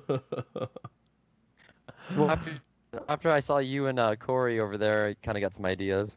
Oh, for sure. I sit next to Paco every Monday testing what we can and can't do. Should we bring the bass flute to Seattle?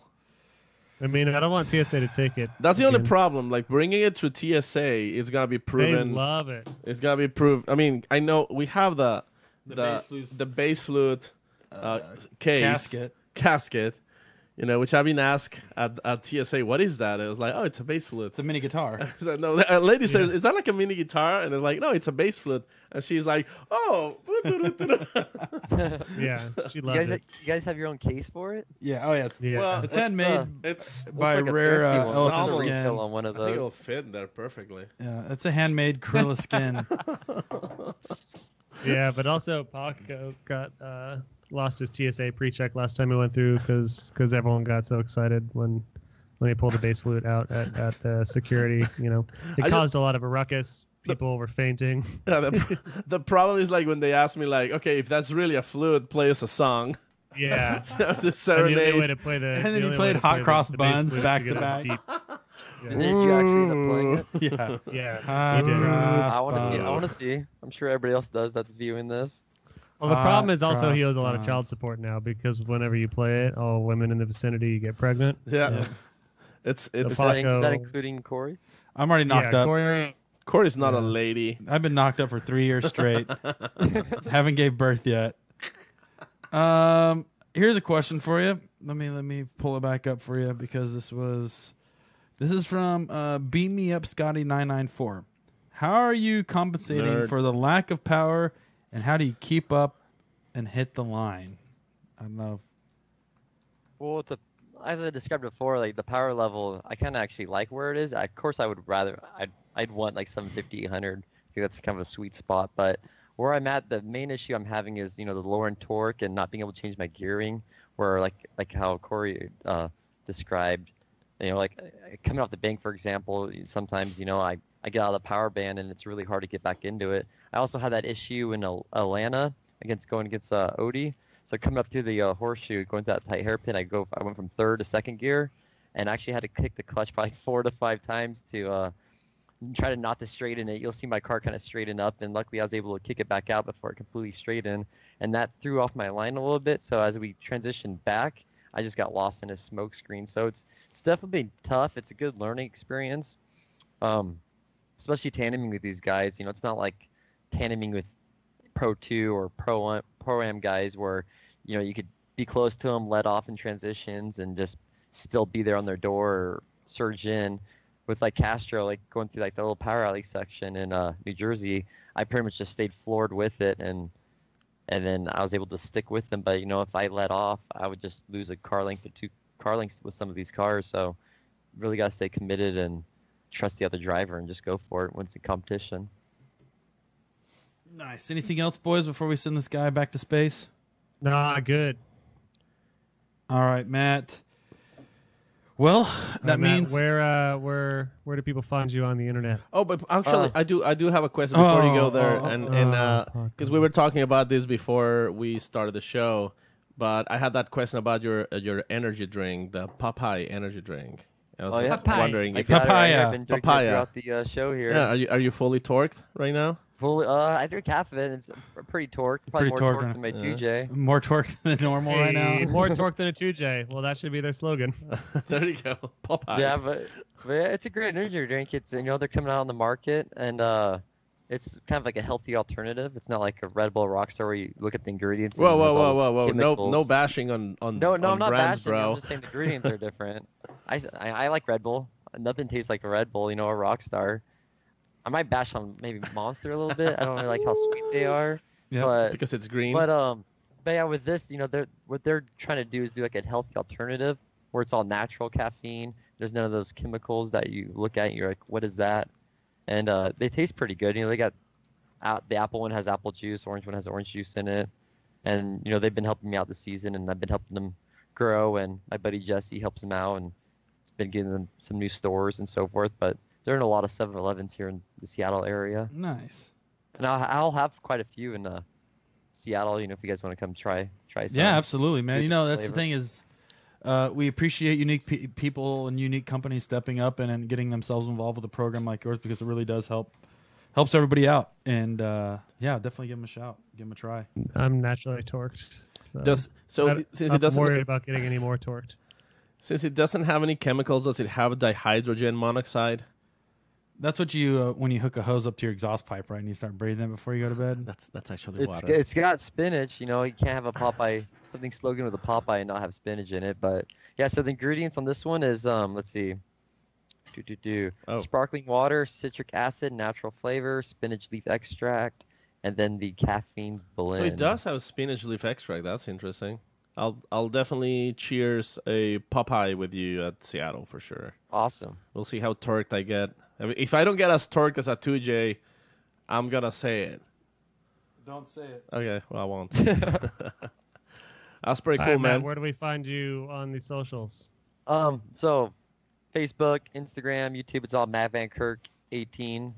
That's my car number. It's good. Also my birthday. It's coming up. So I was to say, It's like, been it's stuck in with your me for birthday a in a couple while. days. Wait, July 18th? yeah, my birthday's in 2 days. Ooh, make sure if you see Matt at yeah. FT Seattle, wish him a happy 21st birthday. Give him a Yeah, little kiss. I'm to the age where like you have to stop and think about it. You're like, wait, how old am I again? I feel like once you hit 23, anything after 23 for a while, you think Oh you're my 23. God, you're so No, young. but- Sir, But the answer you have I'm to I'm give- turning 27. Well, the answer you have to give at this Sure. point is whenever anyone asks is, how old are you? You say, old enough to party. Yeah, old enough to party. There you you go. go. Done and done. So you're 27, not 23. Okay, you fooled No, me for yeah, a moment. no, I'm 27. Okay. Well, I'm not 27 yet, but Well, you just will about. be. Yeah, You you'll will be. You will be if you're lucky. One day, you will be 27. All right, Matt. Thank you so much for your time Yeah, tonight. thank you guys. Thanks for We coming will see on the you show. in Seattle in a few days. Sleepless in good. Seattle. Bring your umbrellas. Oh no! Don't say that. Or our wife beaters. Might be hot. Paco, come on. Paco, stop. That's a name. All right, Van Kirky. We'll see you this weekend later, dude. All right, man. man. Take care. Later, bro. All right, are we doing this? Doing what? I hate this guy. Why, Paco? I don't know. No, I don't hate Why him. would you say that? Because I thought He was really nice. Why would thought- Why I would thought- you do that? I thought we were gonna do the thing. What thing are you talking about? I've never said that about a guest. I'll give you $3 if you confused. butt chug a Popeye, Sam. I don't do energy drinks so hot. One time. Well, but it looks like time this when one I is was just on Vaughn's caffeine. Team, I was feeling sleepy and I drank like half of a Monster and I felt cracked out of my mind. Good. Wow. That means something's got to give. Look, something's wrong with me. The twos. Something's got to give. 3 Something's got to drink give. taurine. I can't drink any of those because they got too much sugar. Oh, there you go. Brian, you drink 2 Red Bulls a day. Shut up. I don't drink two. I drink 2 like 12 ounces of coffee a day. And a Red Bull. Oh, you guys are all cut back tweakers. the Red Yeah. Bulls. I You're cut a back the Red Bull Bulls. tweaker for sure. Okay, a little bit. All right, there you go. I Paco, guess I've been trying to work on my chair this whole time since Matt has a gaming chair. I've Okay. been trying to see if I could. Can you do this? Oh, no. Sam looks like Stephen Hawking's. Hey, Go all the way. can you get your chair for $3.99? No. This is a Herman Miller Aeron dog. Oh. Oh, God. Okay, Mr. That's Moneybags. definitely No, I got not a I got a $3.99. Craigslist for like $200. It's broken. It doesn't work too good. Herman Millers are the best. Sam, what are we going to do in Seattle?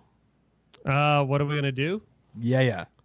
We're gonna do a badass AM Intakes halftime show brought to you by Nexon Tire and Motegi Racing. That's what we're gonna do. Oh, sick. We're also going to watch some sick ass drifting. We might do a couple box wine chugs in the hotel rooms. I can't wait. That's about it. I don't know Did what you else. did you get the rental car? Because I had that convertible Mustang for Seattle, but then it turned out I had it for the wrong date, so I had to cancel. Yeah, I got it. a rental car. It's not a convertible Mustang. It's a convertible Beetle. Actually, I think I did have an option for a convertible. I did not, though. We need to get a because it convertible was Beetle. a lot more money. Yeah, I think I got it. Let's check. Hold on. Let's make sure I got a rental car here. Let's see what she got. Yeah, we We need to got get. it. We got a Hyundai Elantra Oh or my God. similar. That's exactly the same as a Mustang. Good work, boys. Corey, when do you arrive to Seattle? Same day as Paco. Yeah, I come in we're- Friday. Same flight. Come in Oh, Friday. same flight? Yeah, dude. We're coming in cool. hot. When Could do you get guys in? get like an Uber to the city and meet me? Because I'm Who's- gonna get in a little before you. Wow. Oh man, I don't want to drive back to the airport. Something's got to give. 3. Yeah. There's something wrong with me. Seattle. It's a long drive from the airport to. It's like 20 or 30 minutes. It's not that bad this time around. It's like It's a already like- $25. All the other You can tracks handle it. suck because they're about an hour away. Yeah, you can handle it. You can handle Grid it. Life- And also, St. Grid Louis Life- is super close. Grid Life was 2 hours. Well, we flew Yeah, to Michigan. well, it was like 2.5 hours. Yeah. And it was 3.5 going home because of the rain and all the crashes. But Yeah, it was fun. everybody leaving Grid Life turned, just burying on Yeah. the side of the You could've road. been- leave That was the always track. fun driving back Yeah. from Grid Life hungover, and I had to drive to Chicago too. So That's that where I was a drove. Yeah, bummer. oh, sorry, I did fly out of Chicago, not Michigan. Chicago. Hey, Chicago. we were in Hey. Michigan. All right, let's thank Cool. the peeps. We gotta thank, of course, AM Intakes. Hey. You guys, thanks for sponsoring the show. Hey, yo. Hey, I want to also thank Nixon Tire. Hey. You guys are making some good dang tires. Well, thank you, Racing Wheels, and well, thank you, Racing in general. You guys, Hey. Hey. Yeah. And walking over finally, here. And then Patreones. Hey. If you guys are giving us Patreons, we're gonna put you in a contest to win some shit, eh? Hey. Also, we appreciate the support so Paco can buy more cars. Hey. Just kidding. Yep. We don't ever Yeah. make any profit. Everything goes back into reinvested into the show. Yeah. What else? We got who else we got, guys? they have to thank the bass flute. You named it all, Sam. It's like you've done this And- before. It looks like you've done it for probably 104 weeks so far or more. Professional pro over here. It's actually our episode 111. Wow. Yep. What the hell was that? That was so loud. What is it? Yeah, like what the hell's going on? Something's got to give, and that's my headphones. Yeah, well, with that said, I think we should probably say goodnight. Good night, Sam. Good night. Good night, everybody. Brian. Good night, Brian. Good night. Good night, Patreons. Good night. Good night. Good night, Corey. everybody. We'll see you in Sleepless in Seattle. Seattle. Good night, everybody. We're time for us to go. We're gonna be The in end. Seattle. Bye. Bye. The end.